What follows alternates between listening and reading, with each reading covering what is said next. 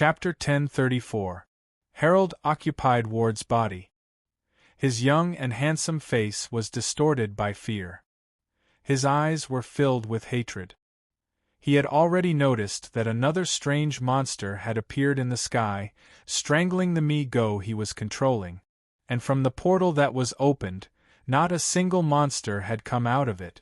Originally, Harold had been worried that the monsters pouring out of the portal would be out of his control. But now, he just wanted to kill those damned Hand and Society ninjas as soon as possible and obtain the magic blade he yearned for, tyrannical. The alien creature he was relying on was being entangled by another group of creatures that looked like a mix of bats and flying lizard. Hand and Society's Alexandra was damn tough. Although she was injured, she still relied on the strength of the Black Sky Demon to hold on. At this time, only Alexandra and Madame Gao were left in the Hand and Society. But Harold's biggest target was Danny. He was most afraid of the prophecy left by the old gods, that he would eventually die in Danny's hands. This was what he feared the most. Danny's body was smeared with Mi-Gore's blood, the sticky green mucus that had dried up and left behind a gelatinous trail. You've already obtained everything. My company, the Rand family's inheritance, stocks and real estate, I've given you even more. I'm the one who managed to grow the company. If it was your adventurous father instead, Herod Industries would still be a small, insignificant company. I've given you everything that you deserve. Why are you still not satisfied? Harold's face was filled with hatred as he stared at Danny, who was covered in wounds and surrounded by Mi-Go. If not for Bayaki's sudden appearance, forcing Harold to send a portion of Mi-Go to stop him, Danny would already be dead. The fungal carpet on the ground caused the drought demon's true energy's lethality to plummet. Now, these terrifying creatures had adapted to the intense drought around Danny and the erosion of the drought demon's true energy. Some tenacious yellow-green tentacles in a half-withered state had already approached Danny's feet. They were quickly adapting to the environment.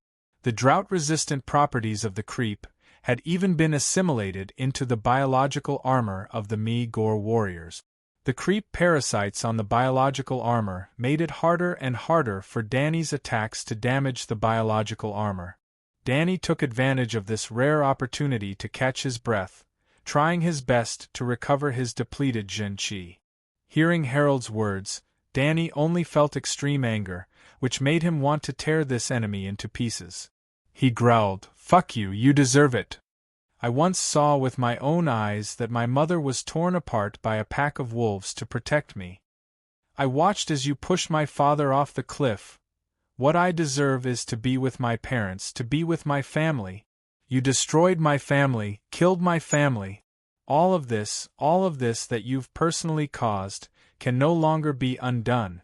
I can only use my blood to wash away my hatred." Danny's heart was filled with endless resentment, endless anger, and an indescribable sorrow, and sorrow made him feel as if a boulder had fallen into his chest. He could only vent his anger on the enemy in front of him who had killed his parent.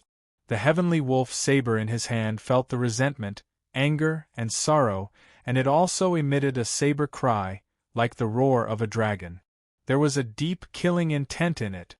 Harold wanted to persuade Danny, but he didn't expect that he would force out Danny's indomitable desire for revenge. Although the martial arts of Kunlun's sect were deeply influenced by the Taoist ideology of do-nothing, and had always been moderate and peaceful, the martial arts were, after all, the path of life and death.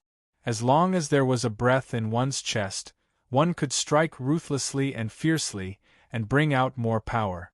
Even if it was an opponent stronger than him, he might be able to kill him with a single breath. Moreover, there was the weapon calamity true energy of the Sirius saber. Therefore, there was a saying in the martial arts world, "Revenge is twice as powerful as mercy." It meant that the martial arts could only bring out 120% of its power with a breath of blood.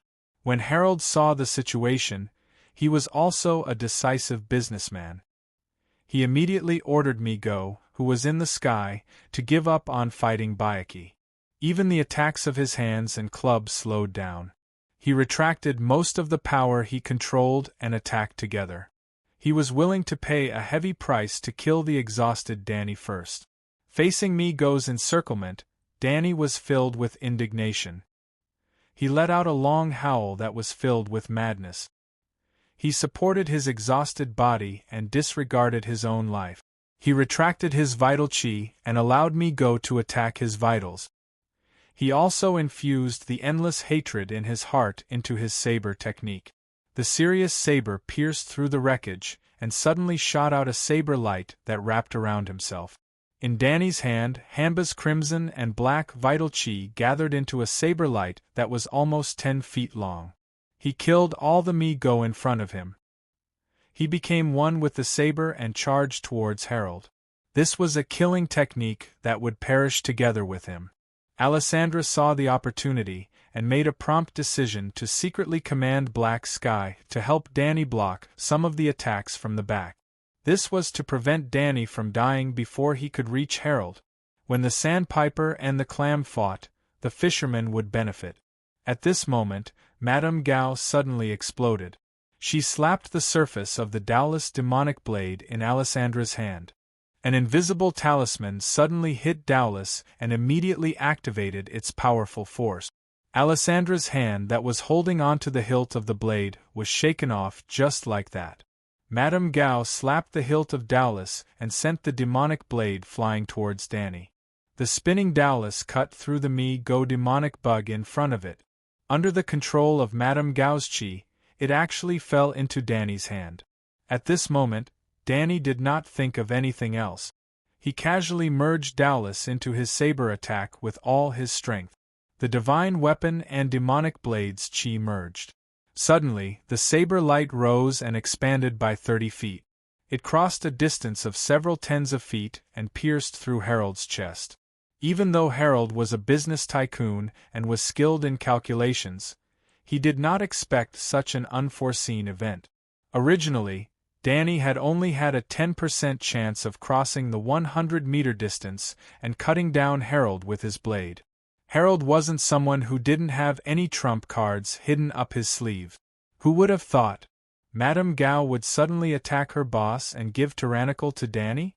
As the power of this blade skyrocketed, no matter what trump card Harold had, he could not use it. Just like that, his chest was pierced through by Danny. His entire body's blood essence was sucked away by the two divine weapons and devil blades in his chest. The drought demon's vital energy had sucked away all the water in his body. His originally young body instantly turned into an old, withered corpse. Madame Gao's other palm directly hit Alessandra's chest. This boss of the Hand Alliance, who was also the elder sister that Madame Gao had followed for hundreds of years, trembled violently and went limp. This sudden turn of events stunned everyone present. The Mi-Go bees that had lost control gathered together and covered the superior Mi-Go who was carrying the brain container to escape. However, Strange casually pulled them into the mirror dimension, along with Bayaki. He was prepared to kill or expel these monsters. Alessandra clutched her chest and looked at Madame Gao. She said in a low voice, How did you control Dowless Black Space? You can't possibly let me go. I am the master of black space. Only I can use this demonic blade through black space. Madame Gao did not want to answer. She stepped forward and prepared to kill Alessandra with a palm strike. But someone clearly didn't want her to become the first villain in Marvel to do something bad and not explain. Chen Ong explained, It's the Supreme Phoenix Scroll of Deconstruction. Madame Gao has always been the leader of the Hand Peace Society in China. I don't know what method she used, but she actually obtained the Supreme Phoenix Scroll of Deconstruction, which was left behind by Zhang Daoling, who borrowed the power of the demonic blade tyrannical to destroy mountains and temples and establish the Dao sect. It's a high-grade Supreme Phoenix Scroll of Deconstruction. The prestige of the Jingyi Alliance is the foundation of the Celestial Master Taoism. Nominally, Master Zhang Daoling received the decree of the Grand Supreme Elderly Lord to pardon the ghosts and deities of the world, but in fact, He borrowed the power of no Tao to control the old qi of the six heavens, the contract between the ghosts and deities of Sichuan. After Zhang Daoling used the power of no Tao to destroy the temples, he made a pact with the ghosts and deities, establishing Taoism to worship the ghosts and deities, and using the power of the Jingyi alliance to control them. The Taoist Tao is in the hands of Zhang Jiao, and there is almost no in-depth research on it. How can it compare to Taoism, which has been passed down for 1,000 years after Zhang Jiao? It has practically created the foundation of the sect, and is used to ascend to godhood and exorcise ghosts. Ordinary people would find it hard to imagine that the foundation of Taoism, one of the orthodox sects in China, is actually a demonic blade. But in fact, ever since the Taoist Tao was recast by the school of Yinyang, it was passed down from Zhuangzhou to Zhang Daoling in the Eastern Han Dynasty. At the end of the Eastern Han Dynasty, it was taken by Zhang Jiao. After Zhang Jiao died, Zhang Lu killed his brother and regained the Taoist Tao. Since then, the Taoist Tao has been passed down in the hands of Taoism. Lin Lingsu established the Shunshao sect and tried to create the Jade Emperor. At the end of the Northern Song Dynasty, the Taoist demon blade was persuaded by Wang Chongyang to pass it down to Chuanzhen Taoism. Later, Chuanzhen lost the Taoist demon blade to Dharma King Basiba in Dadu. In the end, the Yuan dynasty's Taoist demon blade was stolen from the palace after you guys pretended to submit to them. You guys are probably the weakest and stupidest weapon grandmaster. No, you guys can't even be considered weapon grandmasters. You guys couldn't even get the recognition of the Taoist Tao, and the blood sacrifice relight was not completed. In the end, you guys created a nondescript dark sky demonic beast, and borrowed the power of the demonic beast to achieve immortality. Which of the Taoist weapon grandmasters didn't see through the last step and ascend to godhood and immortality? They used the spiritual activity of humans to transcend and transform their own life forms and ascend? The weapon grandmasters of the Taoist Tao either ascended or were killed by other weapon grandmasters. For example, Zhang Jiao. He stole the Taoist Tao for nearly 100 years, but he still had a mortal body. You guys are a disgrace to the Taoist Tao. Alessandra listened to Qin Eng's sarcastic explanation, and her face looked like it had opened a sauce and vinegar shop. Red, black, and green all mixed together. However, Qin Ong ignored her. He turned around and looked at Madame Gao, who had retreated to the side of Danny, who could barely get up. Qin Eng's eyes shone brightly, and he sighed in admiration. I didn't expect that you were the one who hid the most.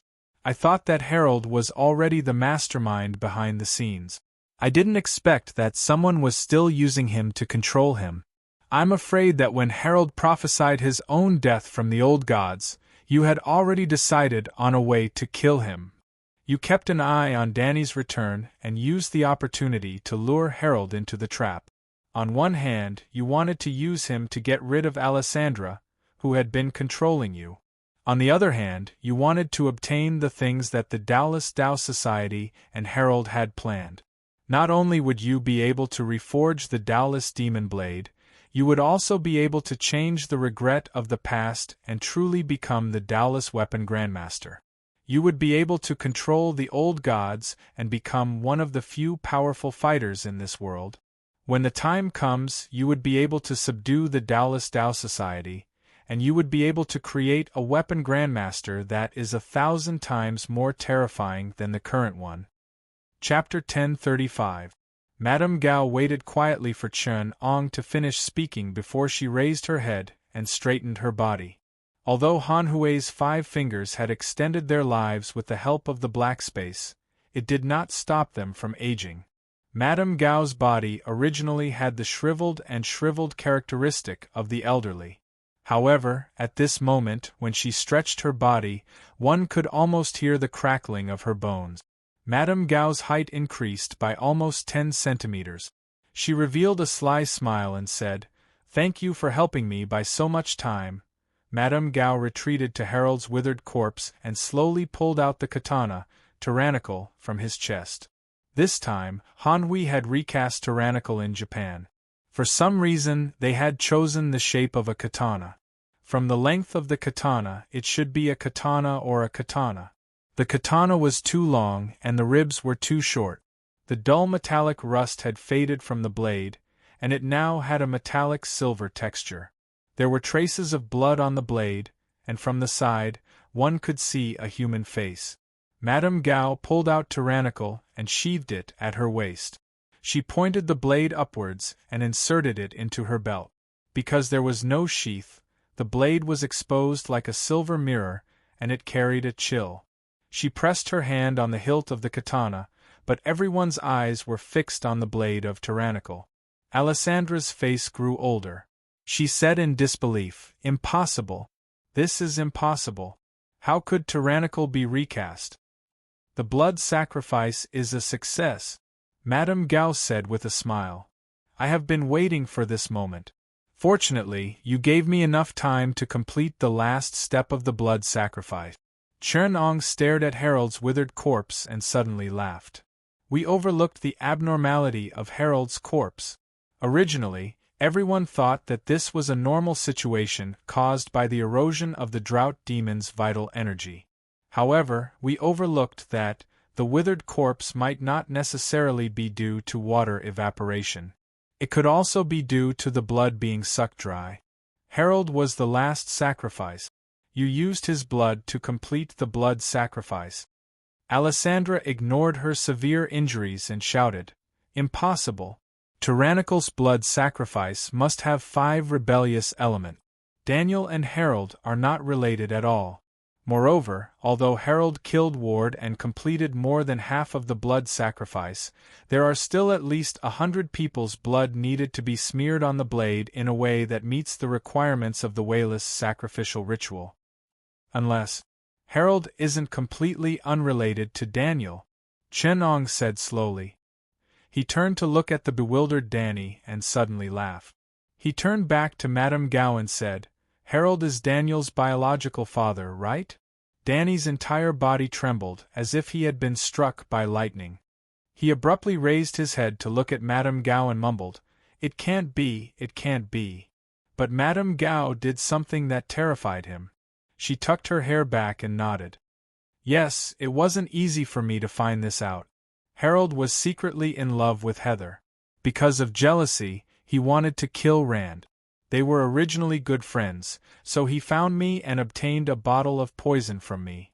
This kind of poison can weaken a person's body. He invited Rand to climb the mountain with him. Originally, he planned to let Rand die from lack of oxygen while climbing the snowy mountain. Otherwise, it would be impossible for your father to fall off the cliff." Madame Gao turned to Daniel and said, "He practiced internal energy in Kunlun Mountains and already had 60 years' worth of internal energy. How could he have died because he slipped and fell off the cliff? It was my poison that caused his internal energy to scatter and his body to weaken." Danny's body stiffened. He clenched his fists and wanted to throw a punch, but as soon as he stood up, he felt that all his true chi had been sucked dry. He couldn't muster up any strength in his body and fell to the ground powerlessly. Madame Gao smiled and said, "It was this kind of poison. Now do you understand your father's feelings?" Halfway through, he sensed that something was wrong, but it was too late. Harold's original plan was very good, and your father, Rand, did not dare to expose him, because he was afraid that Harold would make a move on you, who knew about it. So he painstakingly pretended to slip and let himself fall off the cliff. His calculations were very good. He knew that Harold had a crush on Heather. Under normal circumstances, he wouldn't act against you and your mother because he wanted to be your stepfather. And with his experience, Rand could have fallen off the cliff without suffering any fatal injuries. This was Kunlun Mountains, so he could send a message to the people of Kunlun Mountains to save him and then go back to find Harold for revenge. What a good story of a prince's revenge! Madame Gao vividly recounted the story that she didn't see with her own eyes. It was as if she was at the side and listening to Rand's thoughts. But he miscalculated. Madame Gao pressed on the hilt of tyrannical and slowly pulled out the demonic blade. She raised the blade to the sky, and the blade reflected a snow-like brilliance. When he pretended to slip, an accident disrupted his plan. Ah! Daniel roared in a heart-wrenching manner. His son pounced forward, wanting to pull his father back. The father and son struggled on the cliff. Rand had no choice but to pull his hand back and help his son up. However, at this moment, Harold was tormented by the jealousy in his heart. For some strange reason, he pushed Rand. That was truly a foolish action. He exposed his jealousy in front of everyone.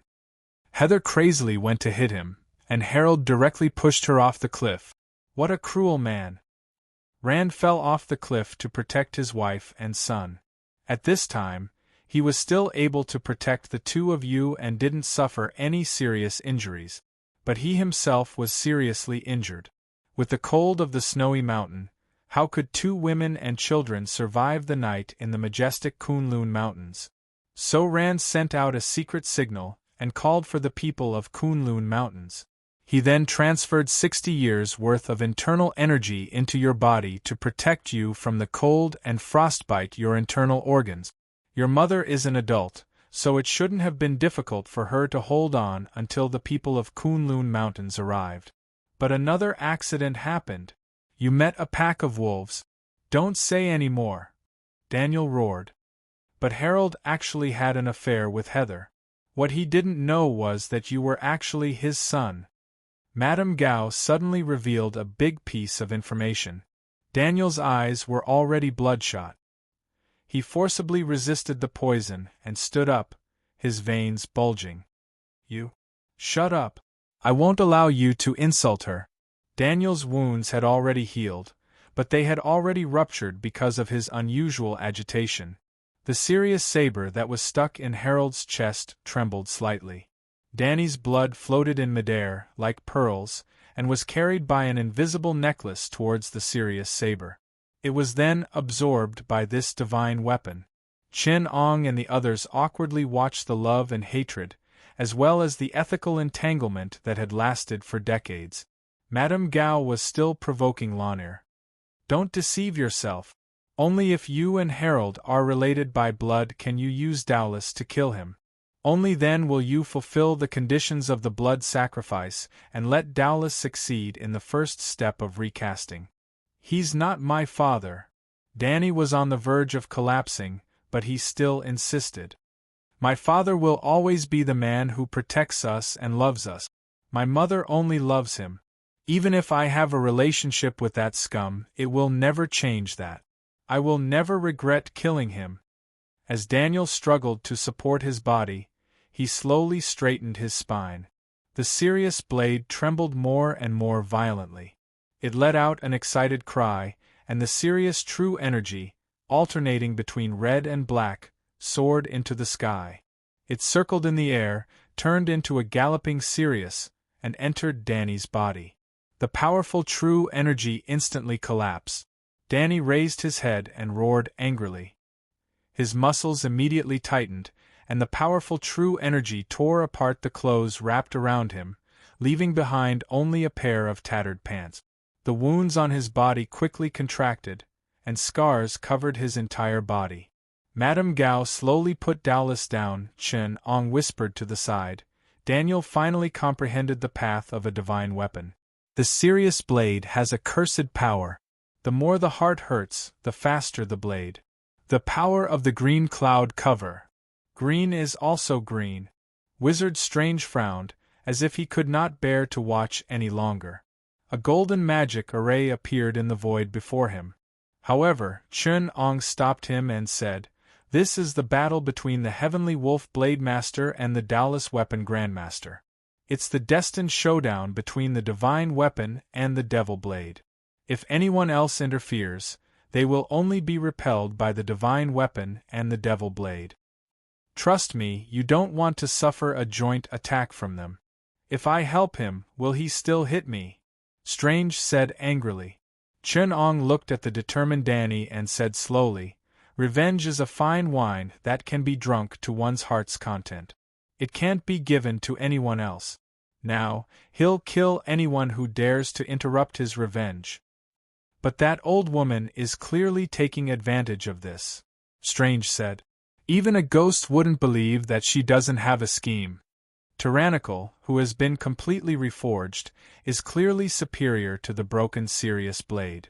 Daniel, who is exhausted and riddled with wounds, is definitely not a match for Madame Gao in her perfect condition. If Madame Gao wins, she can use Dallas to control Daniel and turn the Sirius Blade Master into her puppet. Why didn't you stop her if you knew? Strange said angrily. Chen Ong was exceptionally calm. He even revealed a mysterious smile. That's normal reasoning, but martial arts and divine weapons can't be so easily calculated. Madame Gao only wields divine weapons as if they were hammers and dung forks. Although Daniel's body is exhausted and broken, his soul is filled with grief and pain, just like Temujin in the past. He has touched upon the power of divine weapons on a deeper level. Victory and defeat are far from clear. Chen Ong glanced at the dying Alessandra. This Madame Gao has the meticulousness and prudence of a woman, but also the boldness and determination of a man. She used Harold to divert attention and get rid of Alessandra. Then, she used Danny to get rid of Harold, reforged the demonic blade, and used it to become the master of Dallas. Finally, she made a move herself and made Daniel her puppet. Chapter 1036. Madame Gao's greatest regret came from her lack of familiarity with Lawless' magic blade. Whether it was to find someone to replace her as the leader of the society, or to endure under the circumstances, Madame Gao gave up on the fight for control of Lawless and handed it over to Alexandra. As a result, she did not have the opportunity to familiarize herself with Lawless's power. Alexandra was like a lioness, wary of anyone who tried to steal her power. Her control over Lawless, which in turn affected Black Sky, was the key to her control over the other four fingers. She would not allow anyone else to touch her. Since Madame Gao chose to endure, she naturally lost the opportunity to familiarize herself with Lawless. Only when Alexandra let go of Lawless and let her complete the mission did she secretly confirm that the Might of the Righteous Alliance spell scroll she obtained during the Republic of China era could affect Lawless to a certain extent. She did not have the opportunity to dig deeper into Lawless's power. It could be said that even though she had recast Lawless and obtained the initial recognition of Lawless as a weapon master, however, her understanding of the power of the magic blade in her hand was not as good as that green-haired kid who relied on his endless grief and anger to summon the divine weapon in his hand. Madame Gao calmed herself down and used her aura to infuse the demonic blade in her hand. As she exchanged auras, the Zhenqi in the demonic blade sprouted like a seed, growing and comprehending the demonic blade's terrifying power. She stalled for time so that she could familiarize herself with the magic blade in her hand. Fortunately, Chen Ong was very cooperative and kept exposing her various schemes. Madame Gao secretly sneered. The contents of a plan that has already been completed are meaningless. No matter how much I say, these are all things that happened in the past.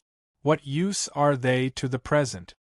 That was why she cooperated with him and told him about how she had used Harold to probe Rand after she discovered that he possessed the inheritance from Kunlun.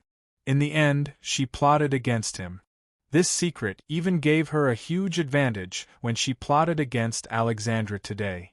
It was also the foundation of her plan to take over Lawless.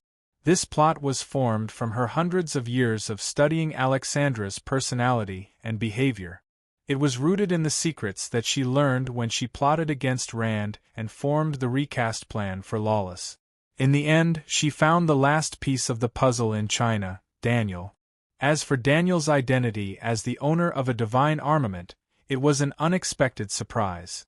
Madame Gao knew very well that as a schemer, it was pointless to haggle over every ounce of intricate planning. The reason why a conspiracy was because the power of the person executing it was small and weak. It was difficult for them to influence the bigger picture, and there was no need to control every single condition of the execution of the conspiracy. Trying to control every single detail of the plan in their hands, as some schemers did, was unbelievably foolish in her eyes. With such power, why didn't he use overt schemes to suppress others? The true charm of conspiracies lay in the deep excavation of every bit of one's power, extending one's tentacles into every corner, constantly grasping secret information, and then using the power of the situation to make use of the constant changes of the situation. With the advantage of information, through continuous planning, one could obtain the relative information advantage of a specific time and place, covering the information that the opponent grasped, controlling and influencing the opponent, and finally, at the critical moment, using one's own information advantage to complete a fatal blow. Just like this time, Madame Gao didn't have any advantage in terms of power. No matter if it was Harold who controlled the evil god's spawn, or Alexandra who controlled Tyrannical, she wasn't a match for either of them. Daniel wasn't under her control either. In the beginning, Madame Gao didn't have any advantage, but she made full use of the information that she grasped: Daniel's background, Harold's fear, the evil god's prophecy, Tyrannical's secret. In the end, the one who took advantage of the situation and became the final victor of this series of changes. This was the essence of conspiracies. Conspiracies were a type of information warfare. To execute a conspiracy, one had to have the vision and determination of a strategist, grasp the wisdom of the game, and ignore the momentary gains and losses of a city or a place. Furthermore, one had to be good at grasping opportunities and also learn to give up. A conspiracy that hadn't been activated would never fail. The only time a conspiracy would truly have a flaw was when it was approached by someone. Thus, if a plan had to be completed, then the conspiracy would already have failed halfway. This was because a conspiracy that couldn't withstand any variables was a conspiracy that was close to failure. A conspiracy is at its most powerful when it can be activated, but it can also be unactivated. This was the wisdom that Madame Gao had painstakingly comprehended: Schrödinger's conspiracy. In this scheme, Harold's conspiracy was the most clumsy. This was because his plan couldn't withstand any variables, and it couldn't withstand failure. The moment he summoned the evil god's spawn, he had forced himself into a dead end. If he couldn't obtain Tyrannical, he would definitely lose. He was extremely foolish. As for Alexandra, she was secretly forced into a dilemma by Madame Gao. Harold's conspiracy became Alexandra's, and Alexandra couldn't bear the loss of Tyrannical.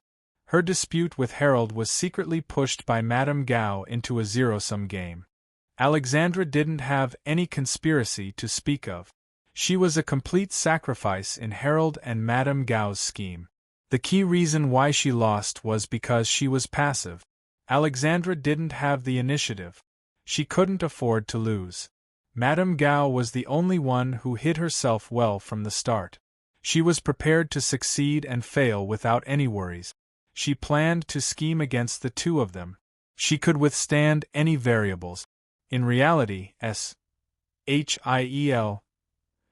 involvement, Chen Eng's summoning of Byakuya, and Daniel's seed burst were all variables outside of the conspiracy. However, these had affected Harold and Alexandra, but not Madame Gao at all. There was only one key point to her conspiracy: she wanted to send Tyrannical into the hands of either Harold or Daniel to deal the fatal blow. Whether Daniel killed Harold or Harold killed Daniel, the blood sacrifice would be completed. She didn't even trust the evil god's prophecy. Only if she failed at this crucial point would her conspiracy fail. Therefore, the only reason why Madame Gao's conspiracy failed was that Harold and Daniel had reconciled, and Daniel had forgiven Harold.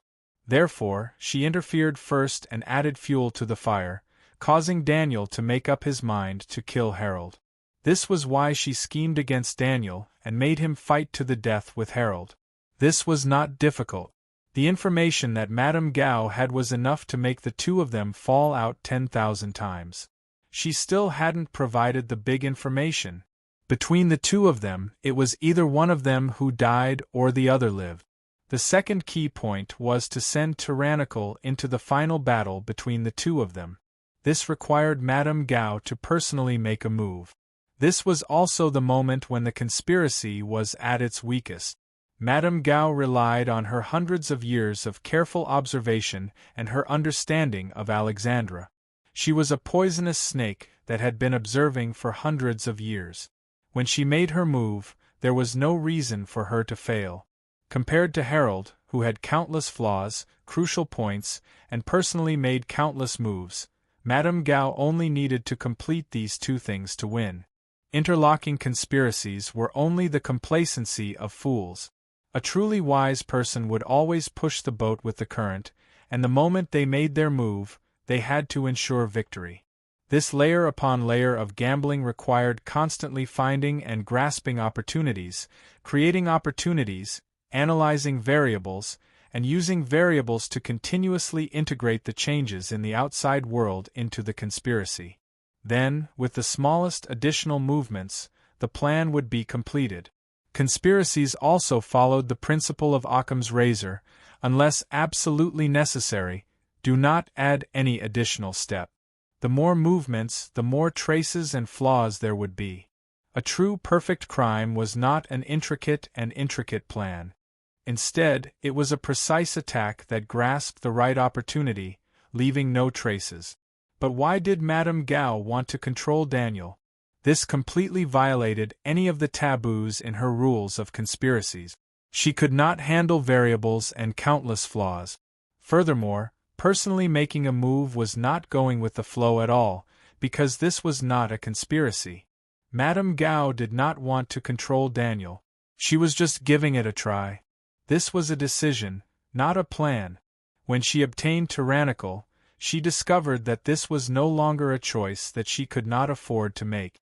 Daniel could not possibly kill her. Madame Gao felt Tyrannical in her hands fuse with her own true energy. She felt her thoughts break through the shackles of common sense. Apart from reason and instinct, all forgotten memories, perceptions, and repressed experiences, as well as dreams and fantasies that transcended human perception, were constantly being understood. This was a world outside of the human world of knowledge. It was the world of all the new and old God. She understood ghosts and gods, silently. The demonic beast Black Space was already completely under her control. This shapeless beast was no longer an incomprehensible existence to her. Instead, it was like an ordinary beast, and she easily tied the reins to it. Her way of existence had changed. She was no longer a physical body but a kind of abnormality. Even if her physical body died, she would still be able to gather information about her. The rumors that were passed down by her subordinates, the memories of those who had seen and heard of her, and the stories that belonged to her for hundreds of years. These information would be reborn from these memes and become part of her genes. It could be said that she was a mimetic creature. She could manipulate information and influence people's minds. She could infiltrate people's hearts and use consciousness to change the physical world that life perceived. She was a ghost, and she could exist in the human brain. Furthermore, she was a god. This was the insignificant power of Tyrannical. The moment she was acknowledged by Tyrannical, Madame Gao had an epiphany. She finally understood the vastness of the universe and the limitlessness of time and space. What did humans count for? Daniel, Alexandra, Harold, Luke Cage. What did Chen Ong count for? They were just ants' dust. She finally detached herself from this game of chess and jumped out of the computer. A mere Daniel could not become the master of the god armament. He was just a chess piece. There was no need for any schemes against a chess piece. This choice was just a game of chess. So what if she succeeded? So what if she lost? When she knew that she could not control the Sirius blade and Tyrannical at the same time, Daniel became meaningless to her. Chapter 1037. Madame Gao held Tyrannical in her hand. The katana's blade faced the sky and slowly slashed down, aiming directly at Daniel. A formless sharp aura suddenly closed in without a sound, forcing Daniel to instinctively turn his head to the left, avoiding the sharp aura with his eyes. Tyrannical was not a magic blade, but even so, it was difficult for Daniel to look directly at its sharpness. In the sky, the Mi-Gos that had already gained the upper hand began to move. These hideous and strange alien creatures were covered in a green fungal carpet. The fungal carpet squirmed as if it had a life of its own, secreting mucus to nourish the biological armor beneath it. The compound eyes of these alien creatures turned, and the fungal carpet formed by countless tiny tentacles on the biological armor suddenly took root. The tentacle-like roots easily broke through the defense of the biological armor. The tiny black roots were like long hair, densely intertwining and spreading downward. The bodies of these mutants trembled violently as if they were in great pain. Those black hair-like things grew out of their compound eyes and spread under their bodies. In the sky, one after another, the Mi-Gogs fell from the sky like dumplings, smashing to the ground with loud bangs. However, when the bodies of these alien creatures hit the ground, they only made a dull thud like leather. They were like lifeless leather bags, obviously no longer made of flesh and blood. The roots and tentacles of the mycelium grew densely and quickly covered the surface of the alien's body. Like the silk of a fungus, a pile of green hair formed a cocoon. Inside the cocoon, Mi-Go seemed to be undergoing a terrifying metamorphosis. From time to time, the fungus that had eroded the cocoon could be seen writhing violently under the cocoon. Although Daniel was momentarily stunned, he quickly calmed down. Wizard Strange and Chen Ong were calmly watching from the side. Seeing such a change in the monsters in midair, Strange was the first to lose his patience. He carefully observed the condition of Mi-Go, who was being corroded by the fungus, and glanced at Chen Ong. "You're the one who suggested not to interfere. Now that the situation has changed, did you expect it?" Chen Ang's expression did not look good, but he still put on an indifferent expression and said, "The core strength of Wu Dao has always been unknown. His ability to control ghosts and gods is a secret of Taoism that is not passed down. However, based on the abilities of the previous weapon masters, it is not difficult to see that Tyrannical does not control the power of ghosts and gods, but the human heart. Mi-Gos belong to an alien fungal creature. The consciousness of these low-level warrior races is too simple, and the neural fungus that makes up their consciousness is easily controlled by the outside world.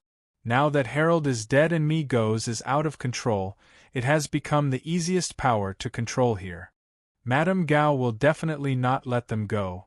Madame Gao used the unknown fungal carpet on the ground to first infect and control the collective consciousness of the fungal carpet. Using the collective consciousness of the fungal carpet as a springboard, she infected the Mi-Gos. "I just don't know what she did to these alien mutants with her tyrannical power. No matter what it was," Strange said, "Madame Gao, who controls the magic blade, is too dangerous. We must get rid of her. Otherwise, who knows what kind of disaster a magic blade master will cause in New York." Chen Ong gave him a sidelong glance. "If you can do it, then do it. I'm happy to see you take care of her. Of course, it's not too bad if she takes care of you, hee." Strange's expression was ugly, but he did not dare to say that he would easily take care of Madame Gao. From the changes that had happened to the Mi-Gos, he saw an unpredictable danger. Luke looked at the two people who were not friendly to each other and felt a little helpless. He did not know why the two of them could not see eye to eye with each other. With a clang, although Daniel was holding a weapon that looked like a half-melted iron rod, half of the rod was full of dents and even a little twisted, it was hard to imagine that this was one of the 10 divine weapons of Middle-earth, the celestial wolf blade that had once dominated and conquered the world. Although the blade was broken beyond recognition, it could still produce a resounding blade cry. Daniel's true energy gradually became restless. True energy and the divine weapon resonated with each other, like a giant electromagnet absorbing molten iron. The scorching true energy absorbed the divine weapon, gradually changing its atomic structure, bringing with it a faint magnetic force, and then rapidly strengthening. He raised the iron rod. There was no sharp blade, but it was wrapped in incomparably vicious true energy. It swept like the wind, burned like fire, and corroded like water. It was poisonous true energy that could corrode everything. Madame Gao looked at Danny, her eyes filled with the shrewdness of an old person. An invisible beast pounced over. This beast existed between illusion and reality. It was Black Sky, the supreme weapon and deity that Shou Hahui worship. However, in Madame Gao's hands, it was nothing more than a dog. But there was no doubt that it was a vicious dog. It was invisible, everywhere, and even had the ability to turn illusory into reality for a short period of time. It gnawed on a person's flesh and blood, as if the flesh and blood of a person had disappeared into thin air. It was so strong that it could carry hundreds of tons of weight on its back.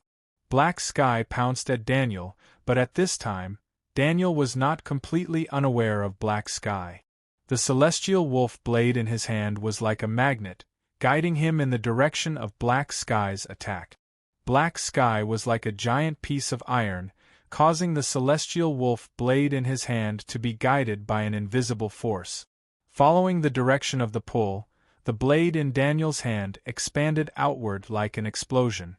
The violent true energy of the celestial wolf blade was like a wave. It forcefully corroded the void. The countless true energy on Black Sky's body greedily devoured everything like maggots. It was like a sandstorm that wore away Black Sky's body, and like water that corroded Black Sky's life force. In the end, it was like a deadly poison that corroded Black Sky's existence. Madame Gao could see that Black Sky was like acid had been poured on its head. It kept melting, and its body turned into pus and blood that dripped onto the ground. Just one drop was continuously corroding the ground, quickly corroding an area of several square meters. Madame Gao's expression was relaxed and indifferent. She only snorted coldly, "Trash." Black Sky whimpered like a kitten, revealing a terrified expression. It hid behind Madame Gao, making people want to press it down and yell at it, "Can't you have some dignity as a demonic beast?" Madame Gao kicked it, causing it to stagger. Like an injured little beast, it wailed and hid. Chapter 1038. True energy rushed out of the Sirius blade in Daniel's hand, condensing into the phantom of a galloping Sirius. It struggled behind Daniel, almost breaking out of his body to devour him. As the phantom of the Sirius howled at the moon, a ferocious aura emanated from it. The ferocious face of the Sirius kiss was filled with malice. The tentacles that popped out of the cocoon paused, the tiny tentacles all over the tentacles keenly sensing the strong malice. The monster in the cocoon seemed to be thinking about the difference between itself and the vicious beast outside. Then, it carefully retracted its tentacles and put on the broken cocoon. It seemed to feel that something was wrong, so it carefully wriggled in the cocoon and carefully sealed the hole in the cocoon to cover it up. All of this happened under everyone's eyes. Luke Cage and Strange had strange expressions. Daniel snorted coldly and turned his attention back to Madame Gao. As for Chenong, he almost laughed out loud. Inferior Mi Go was a battle consumable, commonly known as cannon fodder. In the Yugas fungus family, it was a consumable with low intelligence and suppressed life instincts. It could not be considered a complete intelligent life. Although they had all the characteristics of life, in reality, they were a type of biological weapon developed by Mi Go. Madame Gao had used Tyrannical's power to corrode and change their essence, giving them life and spirituality. However, in the field of biological weapons modification, Madame Gao was a complete novice. She had borrowed Tyrannical's power to modify them imperfectly. She had only crudely controlled Tyrannical, complementing the life instincts of these monsters to make up for it. Madame Gao had thought that by letting nature take its course, she would be able to obtain a stronger species. However, she had forgotten that survival was the greatest instinct of life. Fear was the intrinsic nature of genes and even memes. It was not necessary for a living being to be aggressive. It was not necessary for a living being to be fearful in combat. What was truly important was to learn to be afraid. The creatures in the cocoon had learned this perfectly. From the perspective of the evolution of life, this was great. These artificially created lives overcame the influence of the alien Migo on their genes, overcame the gene expression that was not afraid of death, and evolved the instincts of fear and camouflage. They even learned the skills to play dead in front of powerful challengers and avoid battles. It could be said that they had become a new species that could survive and reproduce for a long time. But Madame Gao might not like this sort of evolution. Strange came back to his senses. He looked at the alien xenogeneics in the cocoon and said, "This looks like a good thing, but we can't leave these new lifeforms on Earth. We have to send them back to where they belong." He turned to Chen-Ong and said, "The power of that demonic blade doesn't seem to be that terrifying. Life is hard to be bound." Chen-Ong sighed with emotion. Many people want to control life and create species for war. They want to use the great power of life to kill and conquer, but they have forgotten. Life is hard to be restrained and controlled. The history of humans using animals as weapons and participating in wars is almost as long as the history of war itself. But those lives, they did not succumb to war. They were still thriving, they still retained their nature. Why did the flames of war burn? Why did the autumn leaves fall? Nature cannot be taken away. Even if they are born in a laboratory, even if their instincts are suppressed and controlled, there will be a day when they will break free and shine with the brilliance of life itself. Chen-Ong smiled and said, "Therefore, for Tyrannical, who creates controllable memes, the real difficulty lies in controlling the most primitive impulses of life and suppressing their survival instincts. Only a truly powerful weapon grandmaster can use Tyrannical to create and enslave high-level meme lifeforms, gods. Otherwise, it will be like Alexandra. Even if she can control Tyrannical for a while, once she loses Tyrannical, she will turn the tables on herself and be harmed by the demons. Because the free will of life will not be enslaved forever." Strange said solemnly, "This kind of terrifying power that can create and enslave demons and gods. The easier it is to obtain it, the more careful one must be in controlling it." Chen-Ong nodded. Madame Gao still doesn't know how to control this power. She also doesn't know how to use this power. She still doesn't understand why the demons and gods created by Zhang Daoling could be used by the Taoists after losing Tyrannical for thousands of years. Why did Alexandra suddenly lose Tyrannical and immediately suffer the backlash of black space? So much so that her hands and body were gradually controlled by a demonic beast they created. What Chen-Ong didn't say was that Madame Gao still didn't understand that demons and gods did not refer to an existence. Gods referred to the complete meme lifeforms created from human spiritual activities. They were difficult to control, and enslaving them was not easy. Zhang Daoling still needed to sign an alliance with them to worship the gods and serve them. This was so that the gods of Shu County could still obey the alliance after 1,000 years, and establish the power of Taoist talismans. Madame Gao was just a newly promoted weapon grandmaster, and she wanted to enslave them like dogs? Wasn't this thinking of things too simply? In Madame Gao's hands, Tyrannical could at most tame an incomplete demonic beast like black space, or steal the power and dependence of the old gods. If she wanted to enslave the old gods and control the old rulers, she still needed to work hard to level up. The power that Madame Gao could truly command and control now was only ghosts. Ghosts were incomplete meme lifeforms, or rather, low-level meme lifeforms. They were like viruses and single-celled organisms in meme lifeforms. Memes were relatively fragmented and simple.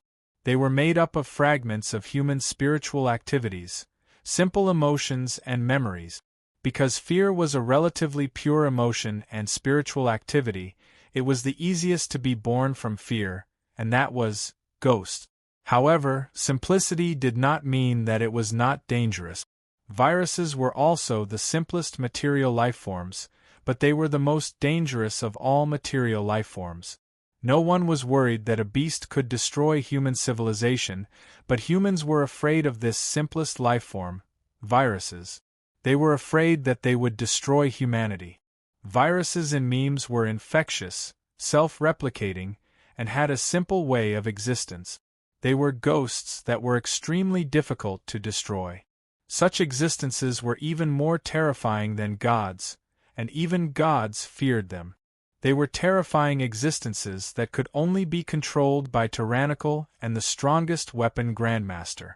If gods were said to be omnipotent creative forces controlled by tyrannical, then ghosts were hidden ultimate weapons that could destroy everything. Madame Gao seemed to understand the crux of the matter. She was not angry. Facing the blade of Daniel's blade, she slowly retreated and said, "Daniel, these things that you control don't seem to be of much use," Daniel said in a chilling tone. He raised the serious saber and walked toward Madame Gao with a cold smile. "I'm still not familiar with its power."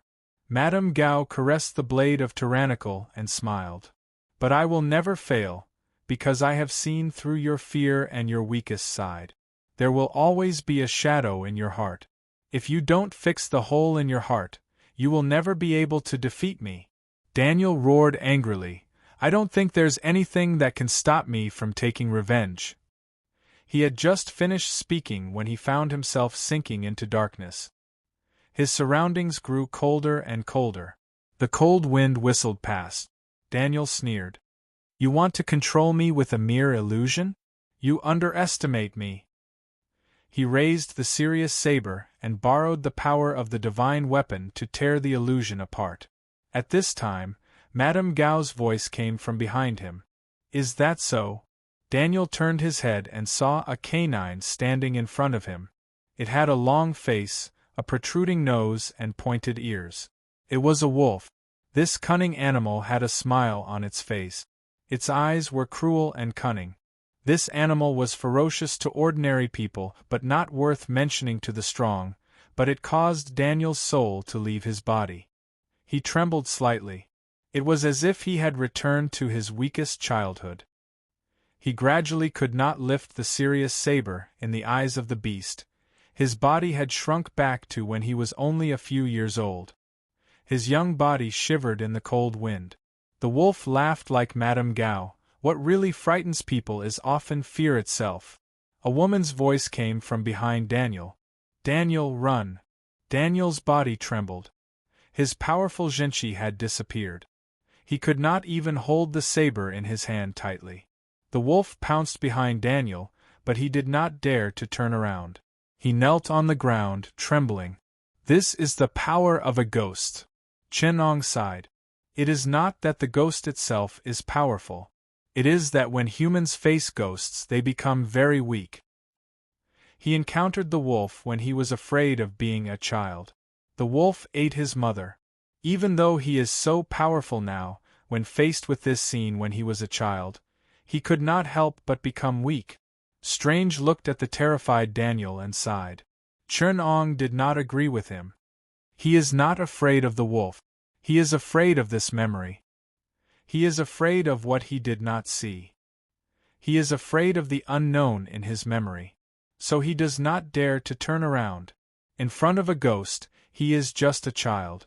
Ghosts are not powerful. It is when faced with them that humans become weak. What truly frightens people is often fear itself. Unless he turns around and faces everything, he will never have the power to kill the wolf. He will always be a child. When faced with a ghost, the only strength he can rely on is the endless courage in his heart. Qianong slowly turned around and walked into the darkness. "Go back. He has already lost." Strange's figure also gradually faded. He sighed. "Be that as it may, it is too cruel for a person with such a shadow in his childhood to face the day he lost his mother. To face that memory, to face what will happen after he escapes. Not everyone has that kind of courage." Qianong's voice came from the darkness. "But war is cruel. The confrontation between the Lord of Divine Weapons and Demon Blades is not a battle, but a battle between two people. Only strength is needed in battle. But war is unscrupulous. Every weakness can lead to a crushing defeat. He does not dare to face the fact that his mother died in the mouth of the wolf. He does not dare to face the guilt and despair in his heart.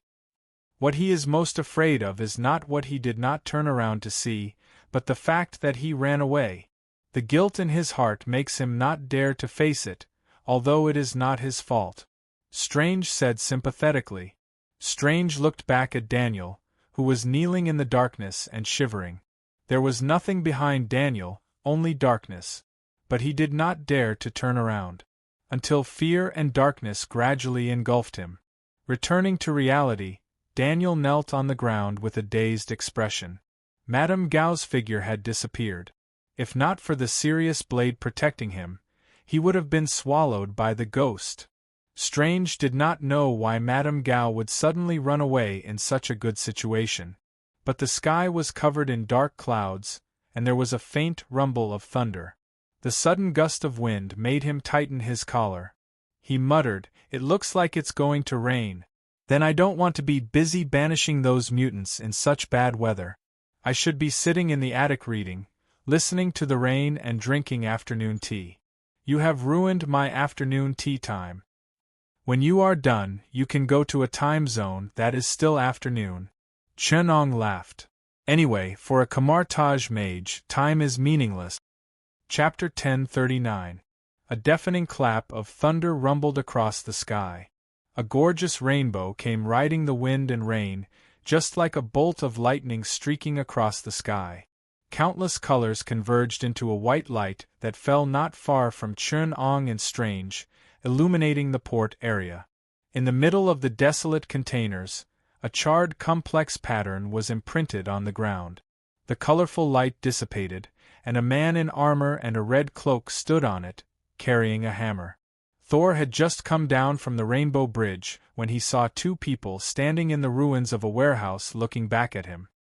He picked up the hammer and spread his hands. "Hi.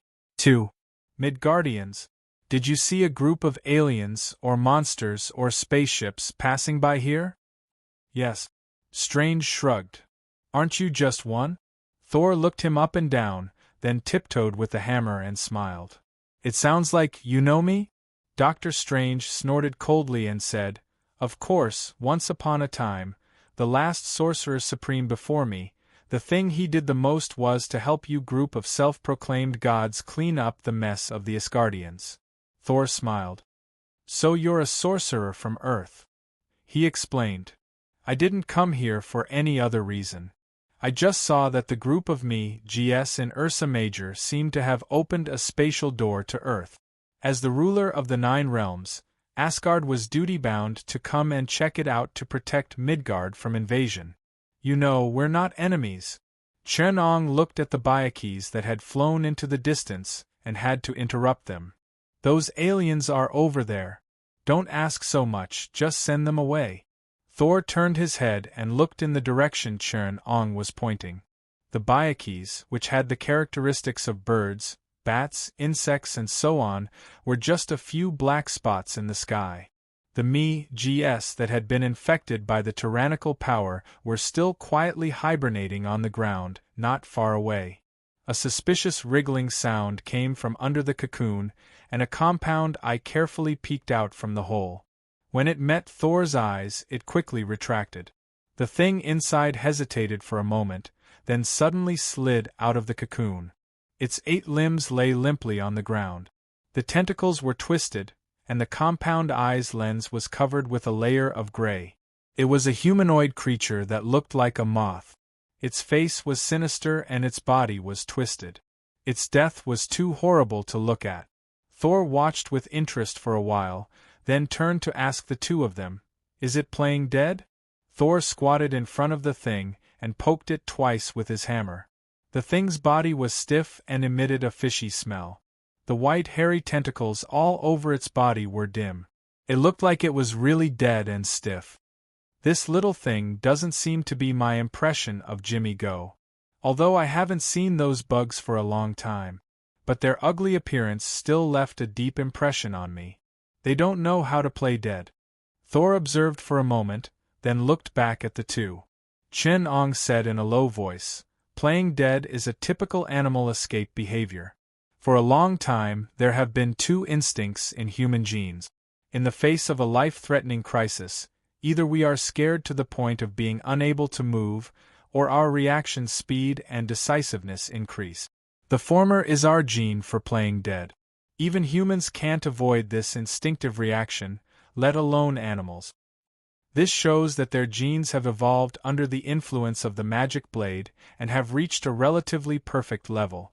Let's find a place to put them as soon as possible." Chen Ong looked at the cocoons with a faint look in his eyes. "Otherwise, I'm afraid there will be one more species on Earth. Don't cause trouble for biologists. Otherwise, when they see a higher species evolved by fungi, I'm afraid they will challenge the evolution of species on Earth again. We exterminated the dragons, Chilants, and Baifang in the eastern lands, sealed the ghosts in the 3 islands of Japan, made the snow monsters in the Himalayas extinct, prevented humans from exploring Lake Ness, hid the sea monsters in the Mediterranean Sea, modified the satellite images of the other 8 planetary civilizations, and covered up the Asgardian ruins on Mars. We can't let ordinary people know the truth because of a moment of negligence." Strange shook his head.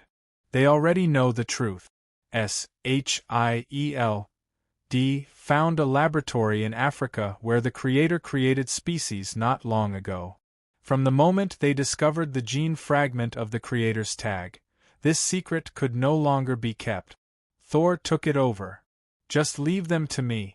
The Vanaheims don't care about this anyway. The 9 worlds have been getting more and more restless recently." Thor looked up at the two of them. He pulled out his hammer and shouted into the sky, "Heimdall!" A beam of rainbow shot down from the sky and enveloped the alien cocoons. The Mothman who was pretending to be dead under Thor's feet screamed, then quickly flapped its wings and fled. Thor reached out and grabbed one of its legs and threw it into the white light. When the light dissipated, there was nothing inside. Chen Ong returned to the incantation he had drawn earlier. He chanted the incantation of the reverse ritual in a low voice and sometimes in a high voice. A huge rift like a vertical eye appeared in the sky. The black void in the rift emitted a powerful suction force. The Byakues who fled to the courtyard were sucked back without any resistance and swallowed into the rift. Chen Ong closed the rift with a backhand, but saw Strange looking at him with bright eyes. "I'm very curious. Who are you?" "Of course I'm an Earthling."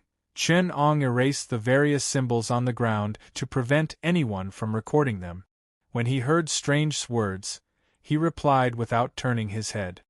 "It may not be difficult to summon demons or the kin of the old gods. But to be able to send them back is the real skill." Strange looked at him and said, "And you are full of confidence." Thor sent back the group of mutant Migos. When he came back, he saw the two of them testing each other, but he had something important to do and had to interrupt them.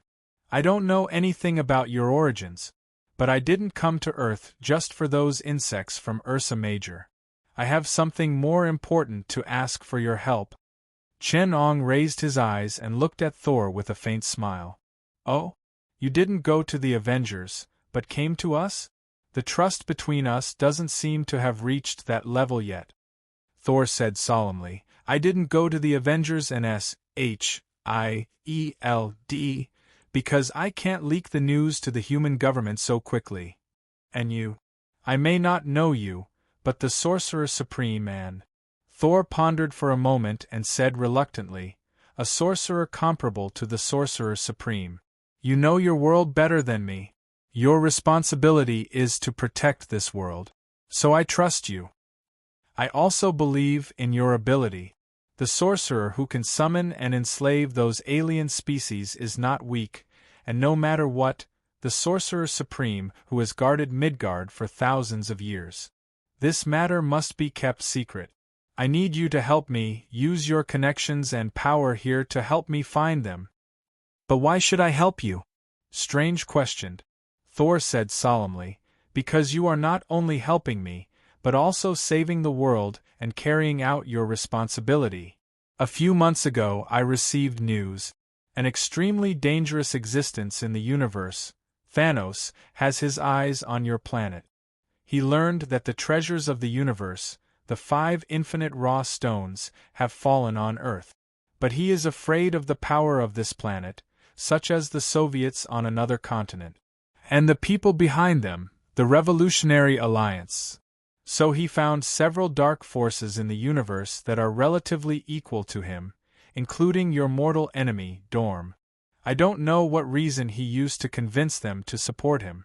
Now I know that the existence that has allied with him already includes Dorm and Swallowing Star. I don't know who else Thanos has convinced. The adopted son of Thanos, the black-tongued General Ebony Throat, has come to Earth. I want you to help me investigate Ebony Throat's conspiracy and the identities of the other allies of Thanos. The reason why I didn't go to the Avengers is because I know that among the Avengers, someone has betrayed your planet. He succumbed to Thanos and was controlled by Ebony Throat. However, I don't know who he is, and S.H.I.E.L.D. can no longer be trusted. Chapter 1040. Wait! Chen-Ong interrupted him. What do you mean by asking us to help investigate? His expression turned cold as he said indifferently, You want us to mobilize our connections and inquire about the news everywhere, to ask the heroes from all over the world and the heroes of the underground forces on Earth, to ask if anyone in their territory has caused trouble, and to ask if there have been any suspicious people recently. Is that so? Thor blinked and nodded. That's right. I want you to find out about the black-tongued general sent by the Thanatos, and then go to investigate. That's not how investigations are done. Chen-Ong sighed. He took out his mobile phone, sent a message to China, and then said to Thor, Strange is the supreme mage of this generation of Kamartaj. Kamartaj has temples in New York and London. There was originally a temple in Hong Kong, but unfortunately, after the Dom's invasion, it was revoked because of property rights and sovereignty issues. The Bombay Temple is still under construction. The 3 temples of Kamartaj monitor the space activities of the entire Earth and are a line of defense to monitor extraterrestrial invasions. Strange had already understood what Chen-Ong meant at this time. He stretched out his hand in front of his chest, spread his 5 fingers, and slowly twisted a circular magic circle. Strange spread out his right hand, and the magic circle was pulled into a 3-dimensional shape. The spherical 3-dimensional shape floated in his palm, slowly rotating, and countless dots and lines depicted the geographical coordinates of the Earth's surface. We did not monitor the space fluctuations 3 months ago, and the space channel that invaded the Earth recently was only today. Chen-Ong had already received a reply. He turned his head and said, The UPRA's Cognitive World Observation and Response Bureau has not monitored any traces of illegal spacecraft activity in the solar system in the past 3 months.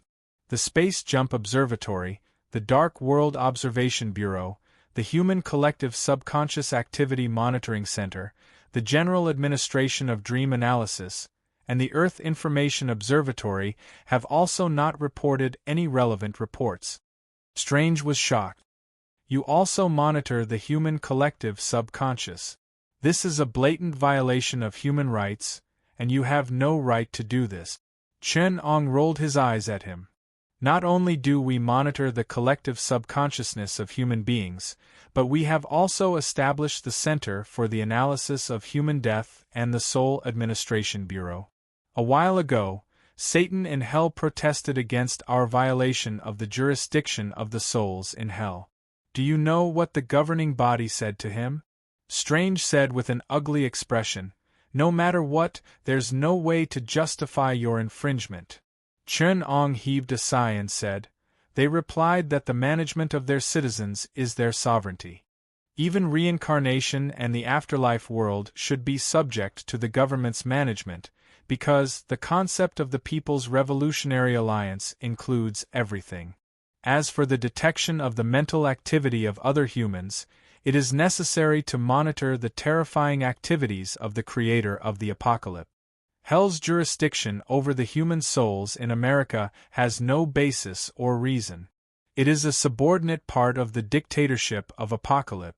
The Human Revolutionary Alliance's mission is to liberate all lives from the control of the Apocalypse, so it will not recognize the jurisdiction of heaven and hell over human souls. Thor had a headache from this long list of official documents. He interrupted them. Let's not get entangled in this. I kind of understand what you mean. That is to say, the son of Thanos did not sneak into Earth through the above means? No, you don't understand. Chen Ong shook his head. Any organizational entity still has a way to monitor its infiltration activities, especially as an entity with jurisdiction and territorial sovereignty. I think Asgard must also have a source of intelligence to monitor the 9 realms. Heimdall is one of them. According to the report of the People's Revolutionary Alliance on the Dark Elves' invasion a few years ago, Asgard has a god of guards who is responsible for monitoring the 9 realms.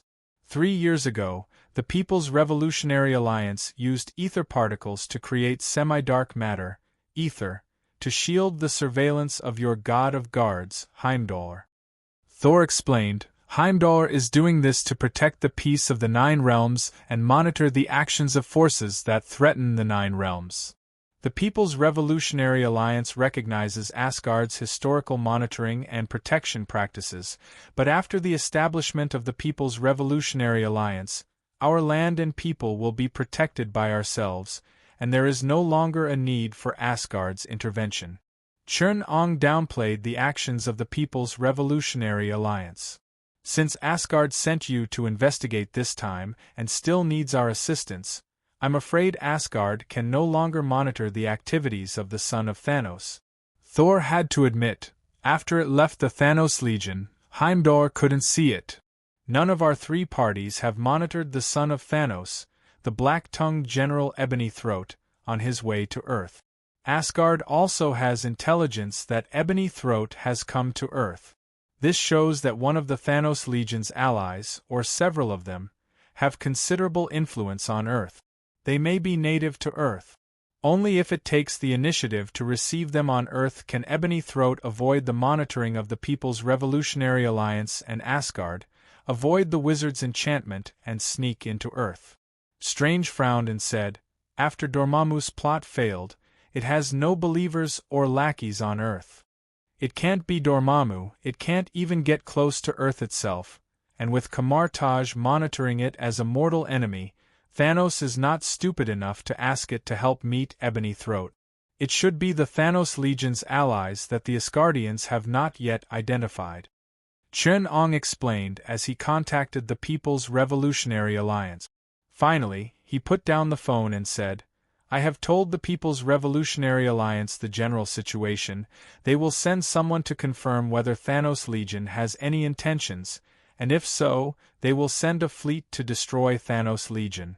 The People's Revolutionary Alliance's intellectual world observation and response situation will go through the Akashic records of Earth, through the collective consciousness of mankind, the Arya knowledge, to find traces of Ebony Throat's infiltration into Earth. The Akashic record was a spiritual record that recorded all the information on Earth. A long time ago, mystical scholars had already learned to use the Akashic record to search for books and secrets that had once appeared on Earth. However, a force that called itself the Secret Keeper had controlled the access to the Akashic record. They could decide how the readers contacted the records, and at the same time, they hunted down those who read the records without their permission. However, after the People's Revolutionary Alliance arrived, they connected to the Akashic records by detecting the collective subconscious of mankind, which was a memory mixed with the collective consciousness of mankind and the consciousness of the Earth. The Secret Keeper appeared to hunt down the readers and was destroyed. Now, the astral souls and the collective consciousness of mankind on Earth have been controlled and protected by the People's Revolutionary Alliance, and a museum of planetary and species memory has been established. The Akashic Records is the only book that contains everything in the museum. When Strange heard this, he was shocked and said, "If the Akashic Records can be interpreted by the People's Revolutionary Alliance, then it is possible that he claimed to have read the lost 7 chapters of Xian Jun. If that's the case, then wouldn't the magic books that have been lost in history be freely read by the People's Revolutionary Alliance?" Thinking about the extremely terrible and mysterious magic books in his memory, the magic that had long been lost. Chapter 1041. After Chen Ong and Thor finished their discussion, they looked back and saw that the fire trucks had entered the port area and were searching and giving first aid on the scene. SHIELD agents were cordoning off the scene, and the entire battle zone had been devastated. Not only were there lumps of flesh and blood that were caught by Jimmy Go and fell from a high altitude, but there were also many SHIELD agents who were injured after being attacked by Jimmy Go were being carried to ambulances for bandaging and rescue. Chen Ong had to call out to Luke Cage, who was organizing and coordinating, "Do you know the person in charge of SHIELD here?" Luke Cage was a little surprised that Chen Ong took the initiative to find him. He turned around and shouted, "Jimmy!" Among the SHIELD agents, a middle-aged Asian turned around. He was a little balding and looked like a civilian. His facial features were more like Chinese. After hearing Luke Cage's call, he trotted all the way to the two of them. Chen Ong observed calmly for a while before asking, "Chinese? What's your name, sir?" Jimmy replied in unskilled Cantonese, "My surname is Wu." Chen Ong didn't think about the probability of encountering a Chinese agent from SHIELD and the meaning behind this probability. Anyway, no matter how many plans SHIELD had, it didn't matter in Chen Ang's plan. He said to Jimmy Wu, "You can't send the wounded to the hospital." Jimmy Wu said coldly, "I need a reason." They were injured in a battle with extraterrestrial creatures. Obviously, the hospital wouldn't have an extraterrestrial creature injury department. The doctors there obviously don't have the ability to deal with the corresponding risk. Extraterrestrial creatures, even if it's just injuries caused by extraterrestrial creatures, will pose a challenge to your medical system, but this kind of challenge will only make you feel helpless. You need to let the professionals deal with it. Jimmy Wu quickly became serious when he heard Chen Ang's words. "You mean they might be infected? Can't these wounds be treated like normal wounds? Bitten by a dog, you still need a rabies vaccine?" Chen Ong asked. "Not to mention aliens." Jimmy Wu made a prompt decision and turned back to order. "Block the port area and don't allow anyone to come in without permission. Stop transferring the wounded. Set up an emergency room in the same place and transfer the doctors over. First, deal with the wounds and file the epidemic. Please tell us what you know as soon as possible." Jimmy Wu said to Chen Ong, "Prepare an operating theater for me." Chen Ong ordered. "I will send you the list of surgical instruments later. You have to tell us the exact situation first." Jimmy Wu begged. "All right." Chen Ong sighed. First of all, the most important thing for an injured person who had close contact with an extraterrestrial lifeform, resulting in an exchange of bodily fluids and skin contact, is quarantine. This is the first scene of contact between alien lifeforms and humans, so it must be sealed off. Anyone who may have direct contact with alien lifeforms, or even indirectly, cannot leave except for the Asgardians, who have epidemic prevention methods. Even customs requires quarantine, not to mention the third type of contact. Secondly, we can't guarantee that humans won't suffer from sequelae after coming into contact with unknown lifeforms. Based on my past experience, direct contact with anomalies, be it an unknown phenomenon, an abnormal creature, or an extraterrestrial species, is very dangerous. We have to go through the inspection to know what we're facing. So, Chen Ong spread his hands and said, "Bring me there. Hey, don't forget my share." Strange also came over and said to Jimmy Woo, "I want to examine the injured." Jimmy Woo glanced at the two of them and turned to lead them to the temporary emergency room. On the way, Chen Ong sent him the list of surgical instruments. Strange took it and said casually, 3 years ago, I was the best neurosurgeon in New York City.